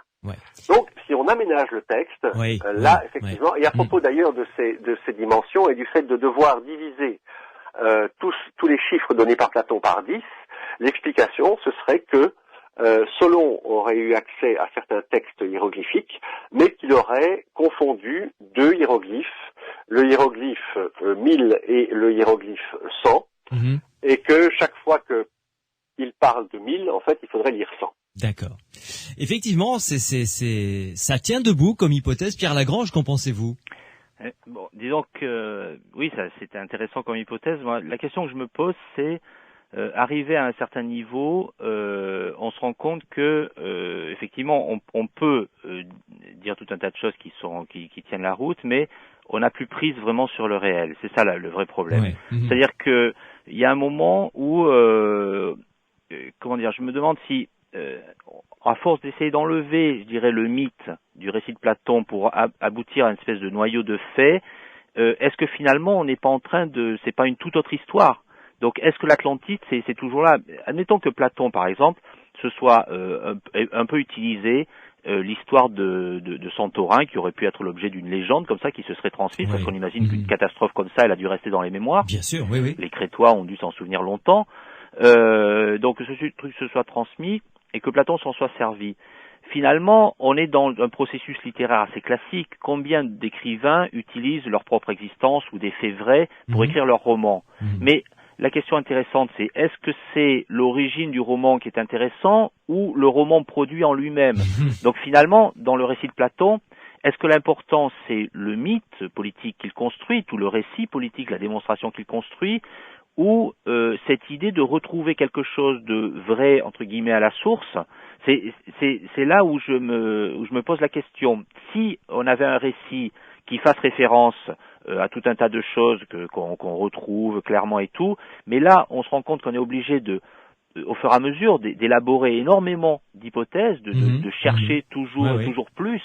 Et on voit bien que il y a beaucoup d'archéologues qui pensent que effectivement l'histoire de Santorin c'est quelque chose de crédible par rapport au mythe de l'Atlantide, c'est sans doute ce qui tient le mieux et où il y a le plus de correspondance. Mais on se rend compte aussi qu'on est obligé d'aménager à beaucoup d'endroits le texte et le mythe de Platon. Oui. Donc, pour pouvoir le faire correspondre voilà. à cette île. Qu'est-ce qui est pertinent? Et alors, de là, il y a une chose qui m'intéresse, c'est que moi je m'intéresse à un personnage qui s'appelle Paul Lecourt et qui a participé à une espèce de renouveau des études atlantéennes en France dans les années 1920. Et Paul Lecourt témoigne, et avec les autres personnes qui étaient avec lui, ils avaient fondé une société qui existe toujours d'ailleurs, la société qui publie une revue qui s'appelle Atlantis. Et ces gens-là, c'était un peu disputé dans les années 20 sur la façon de s'intéresser à Atlantide. Il y avait un courant qui était représenté par un monsieur qui s'appelait Roger Devine, qui est ensuite devenu notamment un spécialiste du folklore de France. Devine disait cette question appartient aux archéologues et il faut résoudre d'un point de vue archéologique dur la question de l'Atlantide, c'est-à-dire retrouver les vestiges. Un peu comme Schliemann avec Troie, il faut retrouver les vestiges de Troie sous le mythe. Et Paul Lecourt, lui, était d'un point de vue complètement différent. Il disait cette recherche archéologique, c'est très matérialiste et tout. Et lui, dans le texte de Platon et autres, il voulait essayer de retrouver une espèce de philosophie atlante, qu'il a d'ailleurs un temps identifié. Alors ça, c'est un peu l'erreur qu'il a perdue avec tout le système politique idéologique représenté par Pétain pendant l'occupation. Mais bon, ça nous ramène encore à ces histoires un peu troubles de la période de la guerre. Mais on voit comme ça qu'il y a des espèces de deux points de vue complètement différents, des volontés d'archéologues, je dirais, de retrouver une preuve objective de l'Atlantide, et puis d'autres qui se disent l'Atlantide c'est une espèce de vaste idée qui représente une espèce d'héritage du passé qu'il faudrait retrouver dans la fondation du présent. Mais on voit que quand comme ça les preuves font défaut, il y a tout un tas d'autres façons de décliner l'histoire de l'Atlantide. Et finalement, la vraie question, c'est à partir d'un moment où on va s'acharner sur le texte de Platon, c'est est-ce que finalement ce que l'on trouve est toujours pertinent par rapport à ce que Platon a écrit. Tout à fait. Jacques Gossard, cette hypothèse de l'île donc de Terra, est-ce que vous la trouvez intéressante? Parce que si des archéologues se sont penchés sur cette hypothèse, les fouilles sont peut-être plus faciles. Là, on a des documents sur la civilisation qui a vécu sur cette île. Oui, effectivement. D'ailleurs, on a retrouvé, je parlais de Pompéi tout à l'heure, on a retrouvé toute une ville enfouie sous les cendres, qui s'appelle Acrotiri, et donc on retrouve vraiment, on a aucune, je dirais, aucun doute sur la réalité de l'explosion de Santorin. Ça, c'est un fait tout à fait prouvé. Bon, ce qui n'est pas tout à fait, ce qui est sujet à discussion pour l'instant, c'est la date exacte. Au départ, on avait parlé de 1470-1500 avant Jésus-Christ. Actuellement, on vieillirait plutôt aux alentours de 1650. Oui. Bon, on a fait de nouvelles analyses, notamment on a fait des analyses des carottages. Vous savez, on mesure beaucoup d'événements catastrophiques du passé actuellement par les carottages que l'on effectue en Antarctique. Oui. Et d'après ces dernières analyses, bon, la date serait un petit peu reculée. L'événement serait un peu plus ancien qu'on le prévoyait, mais en dehors de ça, bon, tout ça, c'est une réalité archéologique et on peut retrouver des choses. Maintenant, dire que ce qu'on a retrouvé, ce sont les vestiges de l'Atlantide, ça, c'est aller un petit peu loin. Oui, nous sommes d'accord. Et ça, c'est aller un petit peu loin et on ne peut y arriver qu'en triturant le texte de Platon. De manière assez sévère d'ailleurs.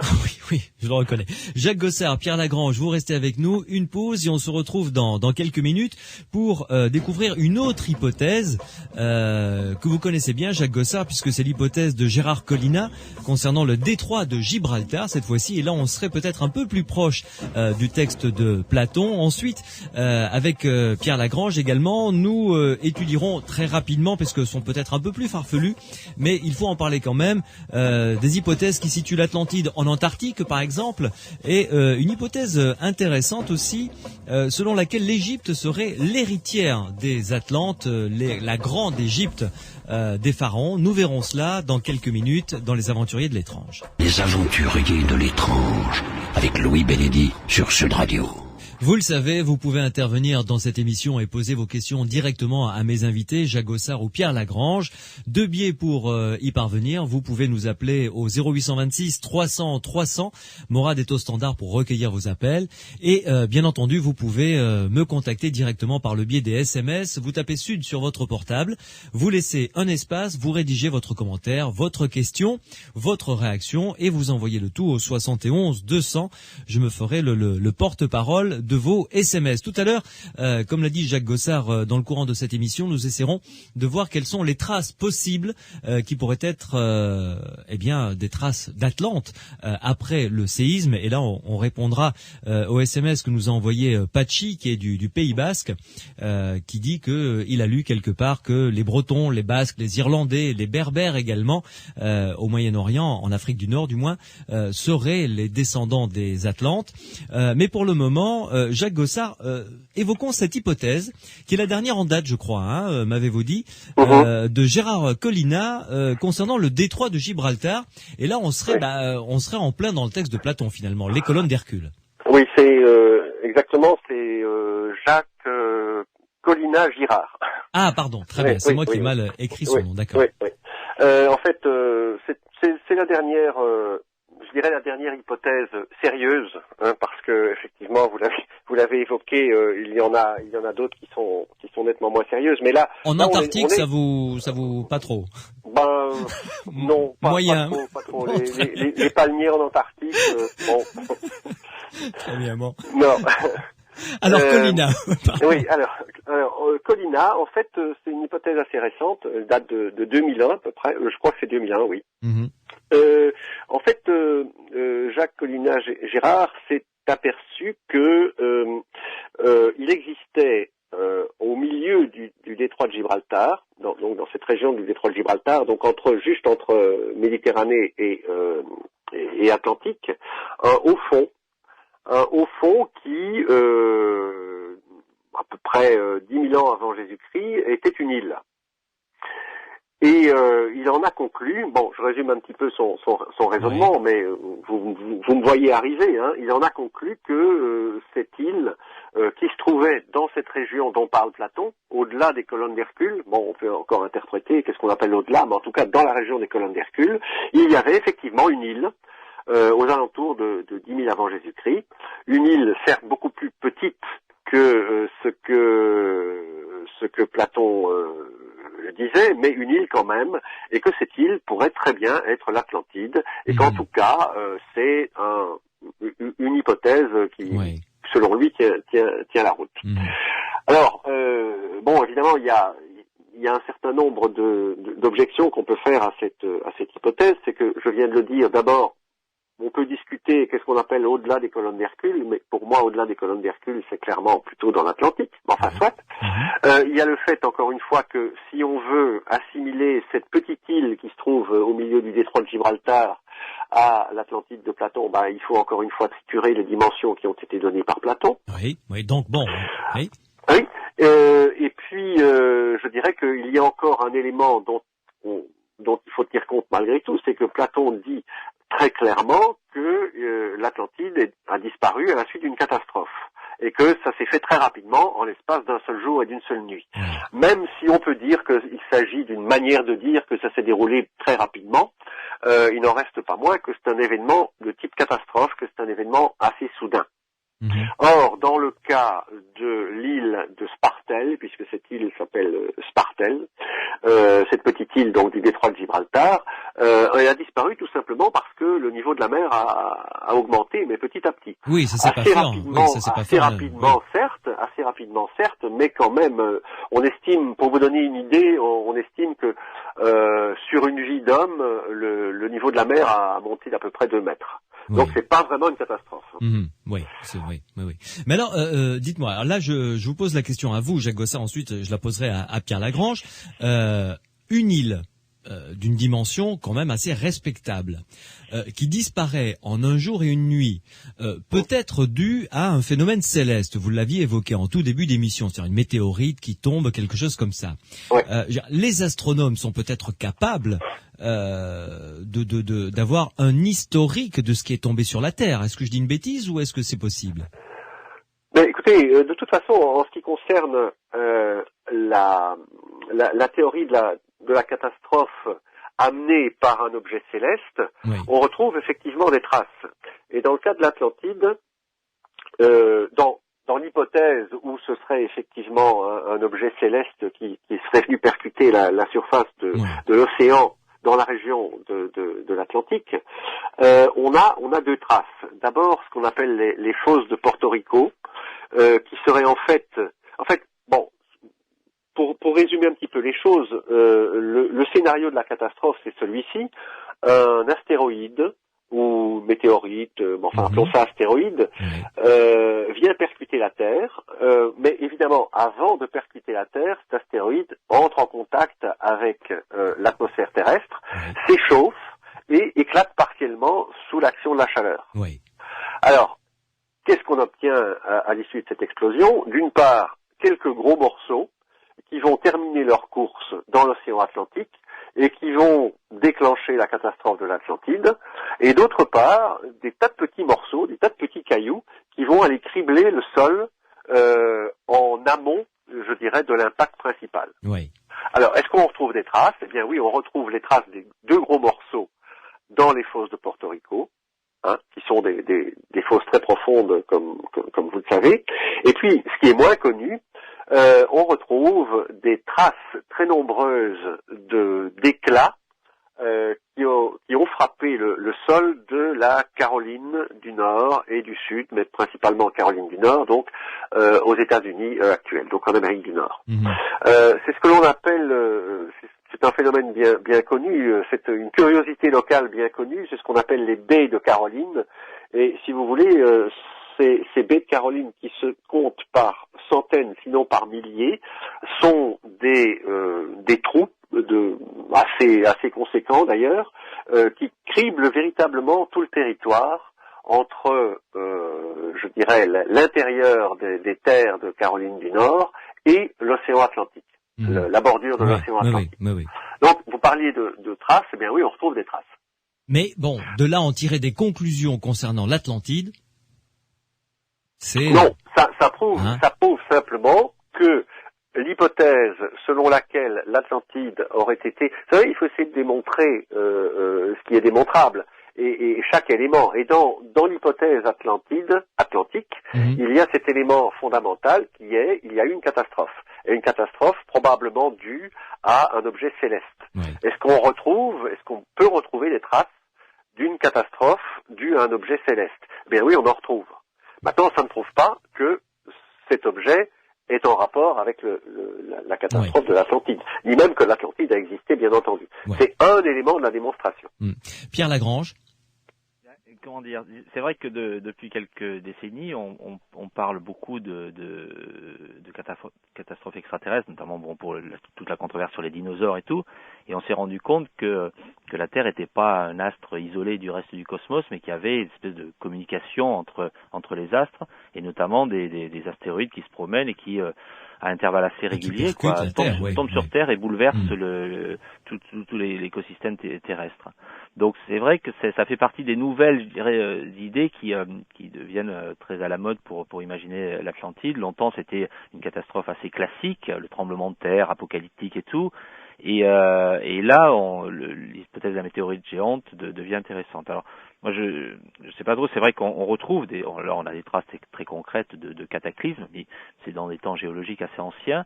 Moi, je dirais toujours une question, ça serait déjà une question pour Jacques Gossard. Je me dis à partir du moment où effectivement on commence à s'intéresser au mythe de l'Atlantide, après on en vient à s'intéresser à tout un tas d'autres sujets, je dirais Santorin, les baies de Caroline, enfin le Bimini, et finalement on se dit, est-ce que le lien qu'il y avait avec la question de départ, est-ce qu'il est finalement toujours pertinent, et moi la question que je me pose c'est pourquoi est-ce que quelque part on le maintient?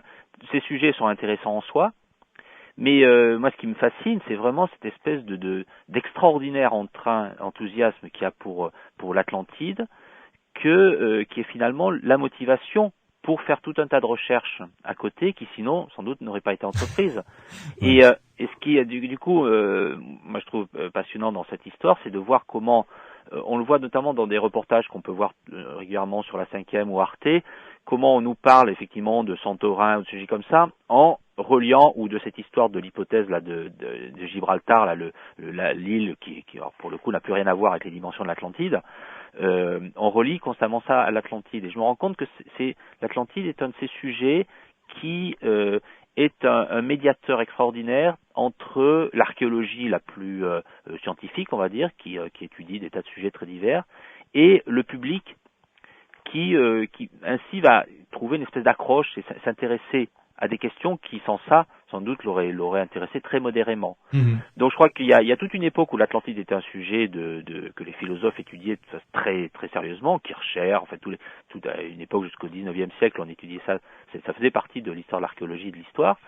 Aujourd'hui, c'est un peu abandonné, mais ça reste quand même encore une source de motivation passionnante, et qui fait que finalement on va s'intéresser à des tas de choses où à la fin, comme Jacques Gossard l'a dit constamment au cours de l'émission, on se demande finalement quel est le lien qui reste avec l'histoire de Platon.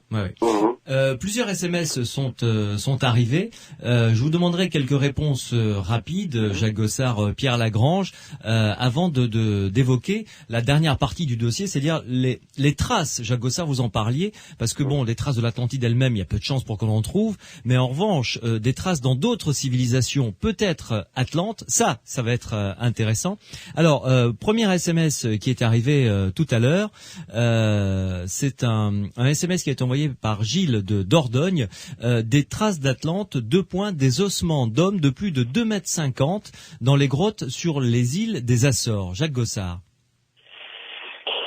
Oui, je crois qu'il y a un peu une petite confusion entre les deux archipels, entre l'archipel des Açores et l'archipel des Canaries. Oui. Bon, il faut savoir que déjà officiellement, et pour autant que je sache, les Açores étaient vierges de toute population au moment où on les a découvertes. D'accord. Ça, c'est une première chose à dire. La deuxième chose à dire, c'est que, par contre, aux Canaries, lorsque les Européens sont arrivés aux Canaries, c'est-à-dire au début du... Ah, nous avons perdu Jacques Gossard. Nous allons le rappeler immédiatement pour avoir la fin de son explication concernant ces ossements d'hommes de plus de 2,50 m dans des grottes, donc visiblement aux Canaries. Pierre Lagrange, en avez-vous entendu parler? Non, ça je connaissais pas. Il y a l'histoire des. Je comptais sur vous pour me sauver un petit peu, mais l'histoire des géants, c'est un truc qui est aussi pareil, qui est pas très récent. Ouais. On a partout. Il y a une époque où en Patagonie il y avait des géants, jusqu'au jour où on les a mesurés. oui. Et c'est vrai que tout au cours de l'histoire de l'archéologie, il y a comme ça des découvertes d'ossements fossiles, tout à fait concrets, qu'on a cru être des ossements d'hommes géants. Oui, alors là, cette histoire-là, bon, il y a tellement d'histoires qui traînent dans la littérature que c'est difficile de tout vérifier. Je la connaissais pas, mais bon. On a retrouvé Jacques Gossard, voilà, qui lui va pouvoir continuer à nous répondre. Alors, Jacques Gossard, avant de vous perdre, nous en étions aux Canaries. Alors, est-ce qu'il existe des ossements d'hommes donc de plus de 2,50 m? Parce que là, pour le coup, c'est Alors, 2,50 m, c'est peut-être un petit peu exagéré, mais très grand, oui. En fait, la population préhistorique qu'on a découverte au moment où les Européens sont arrivés au début du XVe siècle est une population de type Cro-Magnon. Bon, Cro-Magnon, tout le monde connaît, dont une des caractéristiques dans ces îles était d'être très grands. Et effectivement, des hommes d'1 mètre 90 à 2 mètres, c'était très courant. D'accord. Donc, effectivement, on a retrouvé des sortes de géants, oui, mais non pas des squelettes, mais des gens bien vivants, qui avaient toute une culture, je ne parlerai pas d'une civilisation, mais toute une culture bien spécifique, et une culture qui était de type préhistorique, assez primitive de certains points de vue, notamment au niveau de l'outillage lithique, mais qui avait quand même des connaissances assez surprenantes pour un peuple préhistorique, et notamment la connaissance de la technique de momification. Ah bon? Oui. En fait, les Guanches, puisqu'il s'agit des Guanches, donc des anciens Canariens, connaissaient la technique de momification, et on a retrouvé des dizaines de milliers de momies dans les grottes des îles Canaries.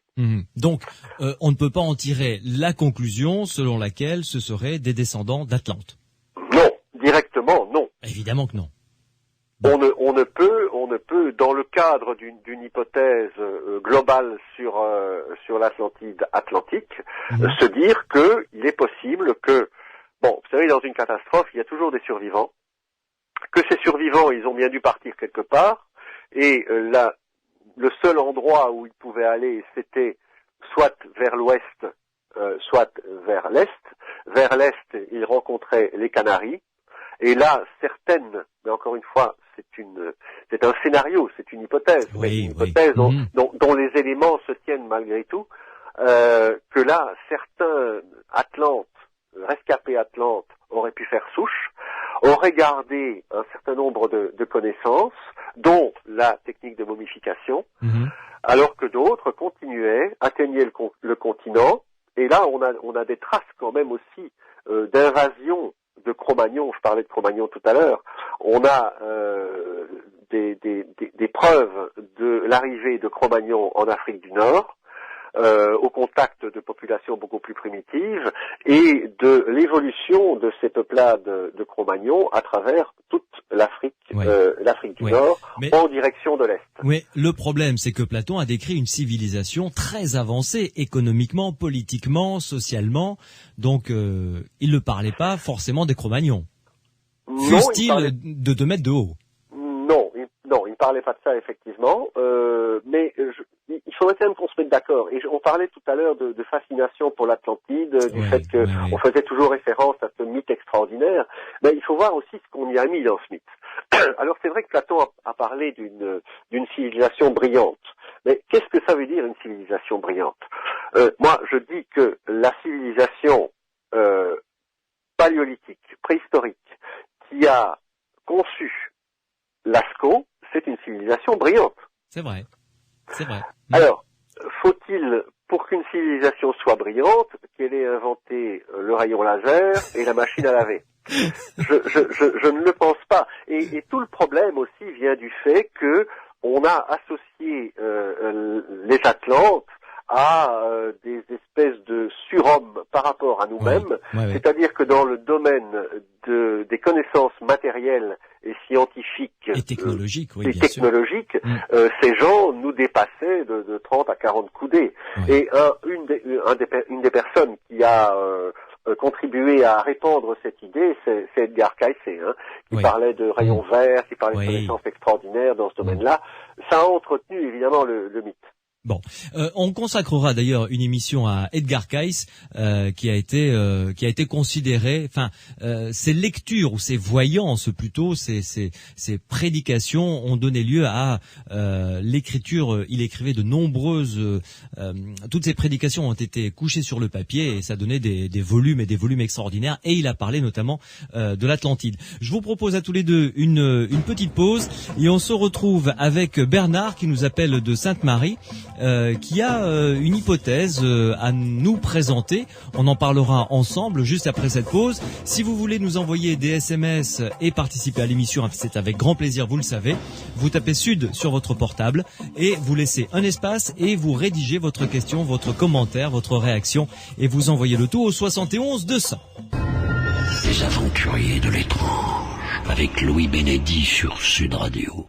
Nous parlons de l'Atlantide ce soir avec Jacques Gossard qui fait partie du comité de rédaction d'une revue que je vous recommande, une revue belge qui se consacre aux civilisations perdues. Elle s'appelle Kadat, K-A-D-A-T-H et vous pouvez avoir toutes les informations et vous y abonner 9 €. Et non, c'est vraiment pas excessif pour si vous êtes passionné par les civilisations perdues.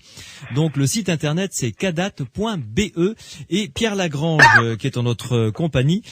Pierre Lagrange qui est sociologue, auteur de nombreux livres et articles d'ailleurs sur le phénomène OVNI et sur le dossier Roswell, immense dossier concernant le monde de l'ufologie, est en notre compagnie également. Juste avant de repartir sur le dossier Atlante et d'accueillir Bernard, juste une question, Jacques Gossard. Kadat, qu'est-ce que ça veut dire? Alors, Kadat, au départ, c'est dans l'œuvre de Lovecraft, qui est un auteur de fantastique américain. Oui. Kadat, c'est la cité des grands anciens. Ah, très bien. Ouais. Alors, bon, simplement, symboliquement, nous sommes partis à la recherche de Kadat, donc, mais c'est purement symbolique. Hein. Oui, une autre Atlantide, on va dire. Oui.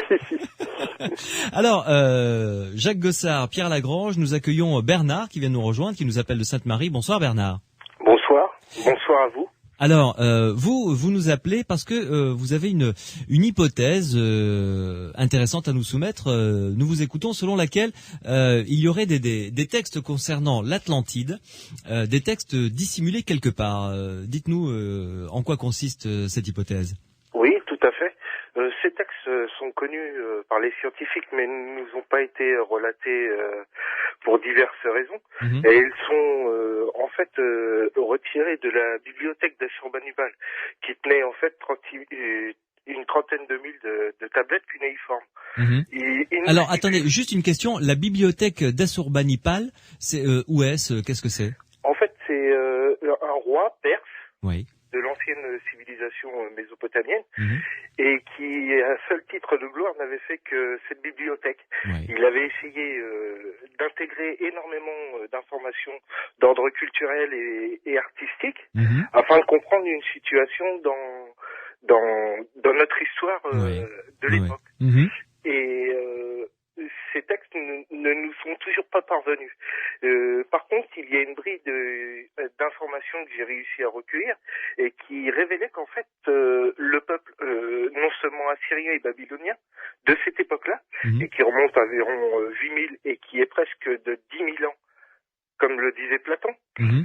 et ces deux populations sont originaires d'une seule et même civilisation. Et cette civilisation était en fait un peuple primitif, comme vous disiez tout à l'heure. Mm-hmm. Il pouvait être primitif, mais Brillant. mais très brillant. Mm-hmm. Et il détenait en fait une grande culture, ce peuple. Oui. Mais on ne sait toujours pas c'est qui. Donc, par rapport à cette recherche-là et par rapport au texte de Platon, j'ai fait mes propres recherches et à titre de loisir, tout simplement. Bien sûr. Et comme vous disiez au début de votre émission, j'ai trouvé ça très intéressant par rapport aux prêtres égyptiens. Vous savez très bien que l'histoire est toujours écrite par ceux qui détiennent le pouvoir. Bien sûr. Platon, d'une certaine manière, nous fait parvenir un mythe, mais ce mythe, depuis la nuit des temps, comme vous le disiez aussi vos deux invités, Mm-hmm. Jacques et Pierre, le mythe ne servait qu'à une seule chose, c'était de laisser passer en fait une information qui était plus ou moins codifiée. Elle était de manière homérique, hasardeuse, imprudent, risquée et téméraire. voire même mortelle quelquefois. Il ne faut pas oublier que Platon était l'élève de pas n'importe qui, de Socrate. Et c'est très important ça. Alors, selon vous, donc, des textes concernant la civilisation atlantide auraient existé et auraient été stockés dans cette bibliothèque d'Assurbanipal et auraient été, d'une manière ou d'une autre, détournés, planqués, pour ainsi dire, pour ne pas être révélés. Nous sommes d'accord. Vous avez donné un élément très très très important au départ de votre émission. Vous dites que Aristote, tout en étant élève de Platon, est contre cette idée même de l'idée de colporter ce mythe. Oui. Pourquoi? Et nous savons dans l'histoire qui va précéder que Aristote est le professeur de Alexandre le Grand. Qu'est-ce que fait Alexandre le Grand? Il parcourt toute l'Afrique et même le territoire perse. Il va jusqu'en Inde, même beaucoup plus haut. Oui. Mais nous ne savons pas vraiment quoi. Mais il y a une information qui est primordiale et qui cache en fait. Moi, ce n'est que pure spéculation. Ce n'est qu'une recherche à titre de loisir, je vous dis.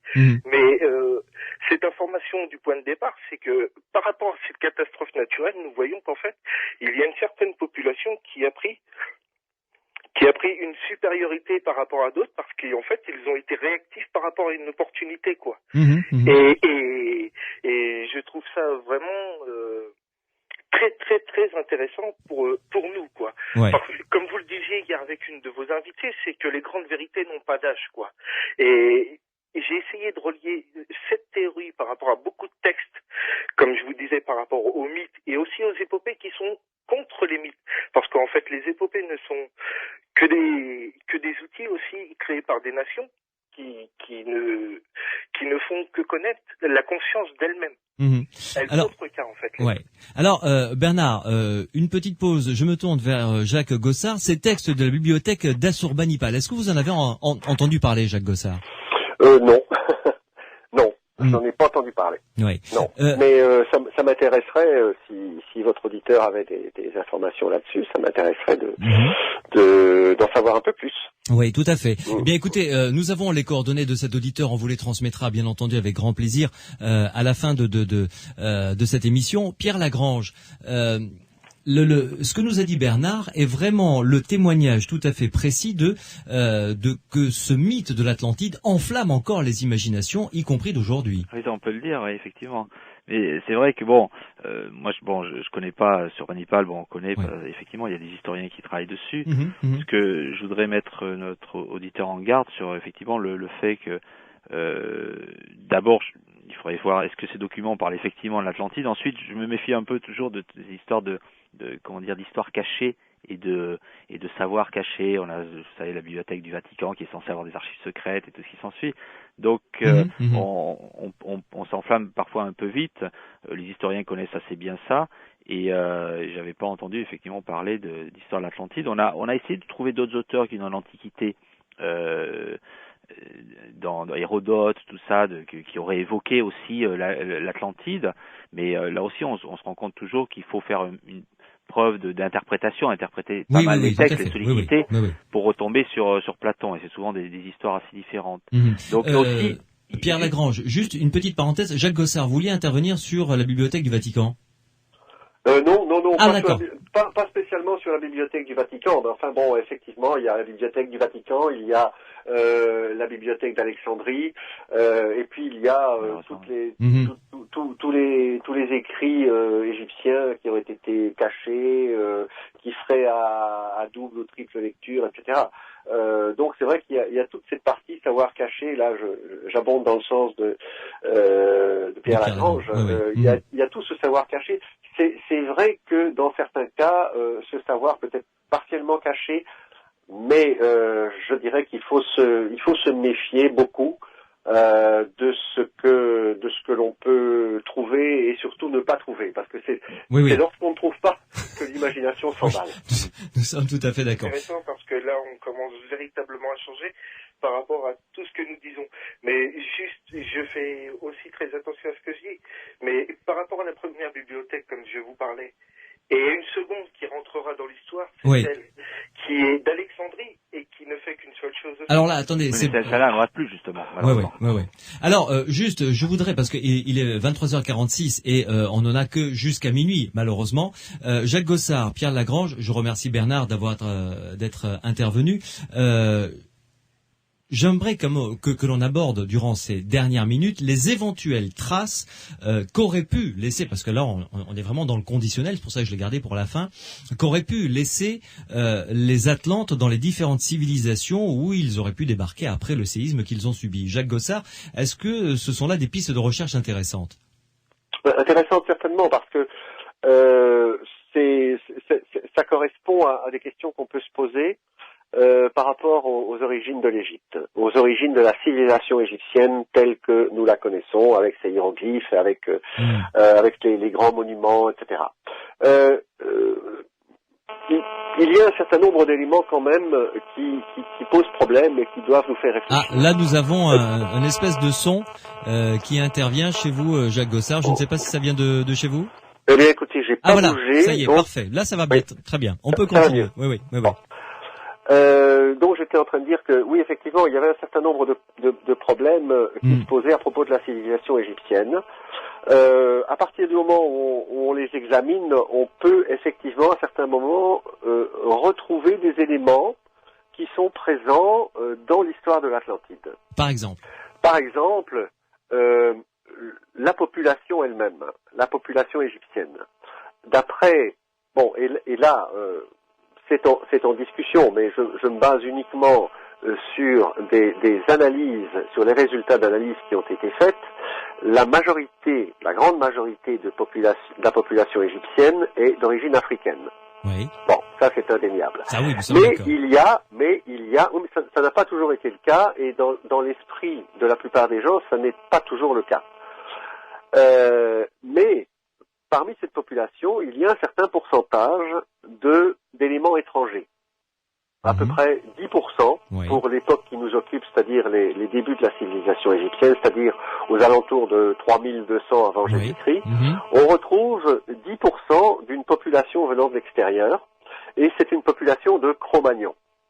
Alors, Cro-Magnons, nous en avons parlé tout à l'heure à propos des Guanches, et bon, bien qu'on soit allé un peu vite, on peut imaginer qu'il y ait une relation entre Cro-Magnons et Atlante. Oui.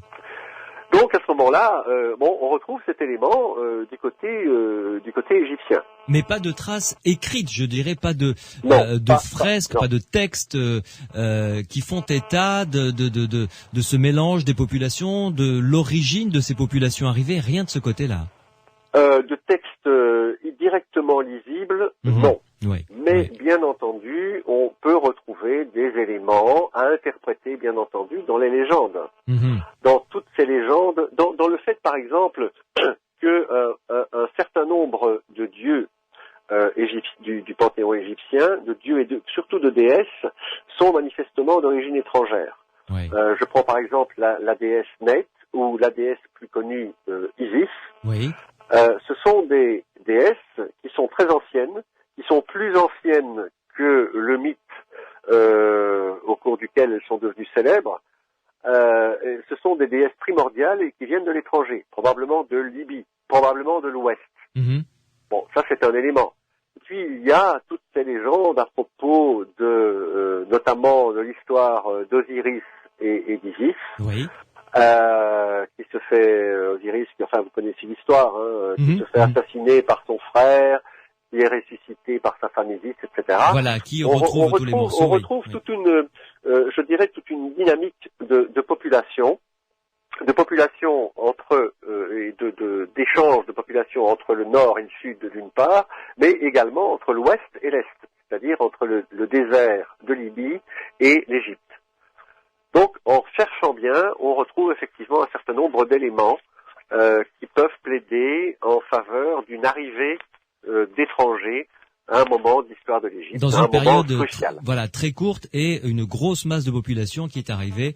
Pas nécessairement une grande masse, mais une masse en tout cas influente. Je vous parlais de 10%, mais 10% de gens qui sont arrivés qui aurait pu arriver. Nous sommes toujours dans l'hypothèse, je voudrais le rappeler quand même, qui serait arrivé dans la vallée du Nil, qui aurait découvert là une population néolithique que l'on connaît par ailleurs parce qu'elle a laissé suffisamment de traces, et qui aurait insufflé un savoir, une culture, le petit quelque chose qui a fait que la civilisation égyptienne a démarré très rapidement. Elle s'est installée dans tous ses composants très rapidement. Très rapidement, ça veut dire 100 ans, 200 ans au maximum. Pierre Lagrange, que pensez-vous de cette hypothèse qui semble tout à fait attrayante, c'est vrai? Oui, alors, il y a une petite chose sur laquelle je voudrais revenir quand Jacques Gossard parle de Cro-Magnon. Là, je comprends pas bien parce que, enfin, d'après ce que je sais de la préhistoire, de la science préhistorique actuellement, on descend tous de l'homme de Cro-Magnon, ce qu'on appelait l'homme de Cro-Magnon, donc qui est l'homme moderne, qui a vécu aux côtés de Néandertal, mais l'homme de Néandertal, lui, a disparu entièrement, et que ce soit tous les peuples qui vivent sur Terre actuellement descendent de cette branche-là. Donc je vois pas trop dans l'histoire notamment des Guanches là cette idée de en quoi Cro-Magnon est différent des autres espèces et ethnies humaines. Alors Jacques Gossard, une réponse. L'homme de Cro-Magnon, c'est qui pour vous l'homme de Cro-Magnon? Parce que comme dit Pierre Lagrange, on descend tous de l'homme de Cro-Magnon finalement. Oui, mais excusez-moi, mais j'ai perdu une partie de ce que disait Pierre Lagrange parce que j'ai eu un petit problème de téléphone. Oui. Mais en fait, c'est vrai qu'on descend tous, mais il faut voir ça dans le contexte de l'Afrique du Nord. Ces hommes de Cro-Magnon, en fait, ils ne sont pas présents partout en Afrique du Nord au moment de la supposée catastrophe de l'Atlantide. Ce qui se passe, c'est que apparemment des hommes de Cro-Magnon arrivent soit par l'Espagne, soit par les Canaries, donc soit de l'ouest, soit du nord, et arrivent dans un contexte qui n'est pas du tout Cro-Magnon, qui est la culture dite atérienne, qui est une culture de Néandertal. Et donc, c'est en ce sens que la civilisation, la culture de Cro-Magnon est étrangère à cette partie de l'Afrique, donc de l'Afrique du Nord, et spécialement dans la région du Maroc et l'Algérie actuelle. Alors, si je résume, parce que là, on en arrive à la fin de l'émission, en fait, les Atlantes auraient été des Cro-Magnons brillants, évolués. Auraient été des Cro-Magnons brillants, évolués, mais, je le répète encore une fois, comme l'ont été les Cro-Magnons d'Europe, ceux qui ont fait Lascaux. Pour moi, c'est ça une civilisation brillante, parce que, par exemple, pour que Lascaux ait pu exister, il a fallu qu'il y ait des artistes spécialisés.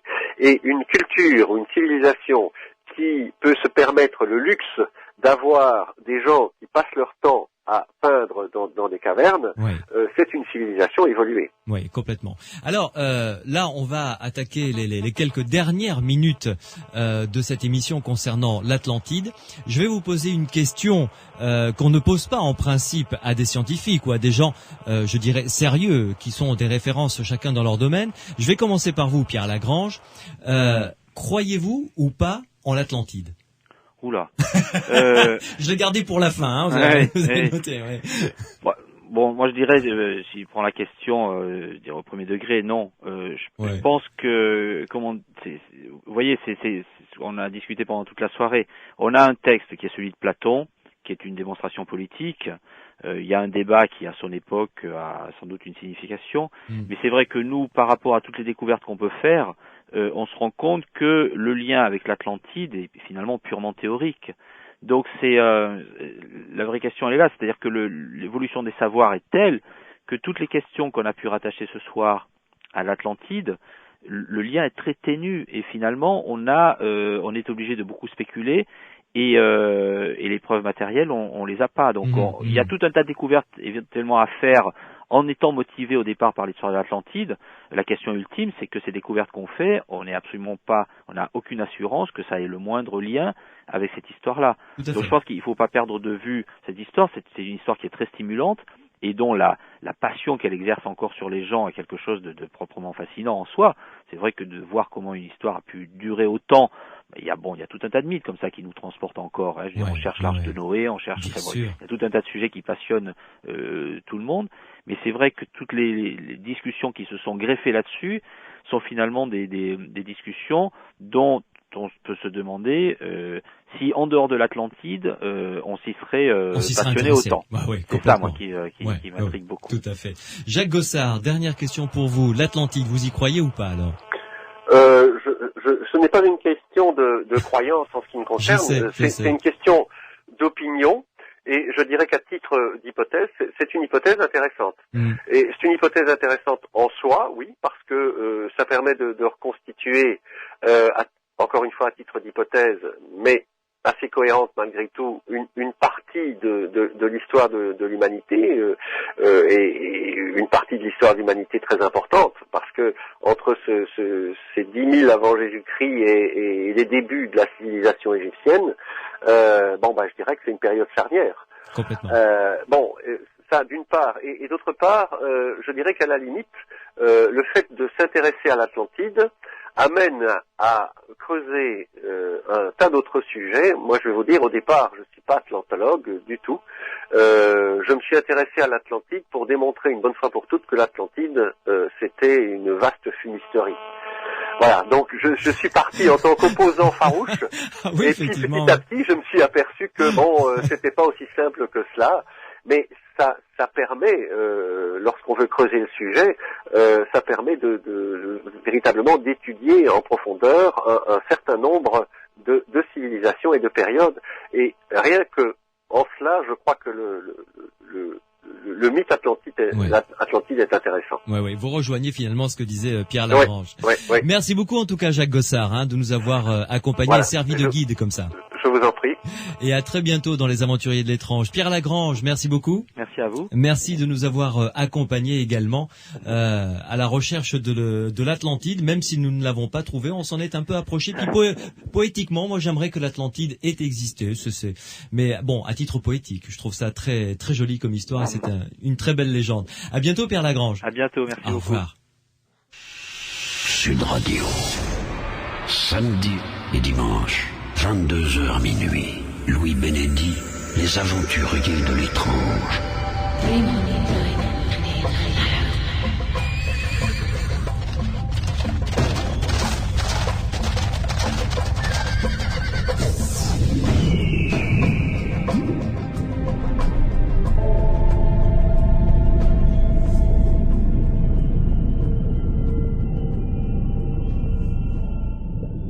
L'émission touche à sa fin. Je vous rappelle quand même la revue qui m'a servi de base, de matériau pour préparer cette émission. Donc je vous la recommande. C'est une revue belge qui s'intéresse aux civilisations disparues.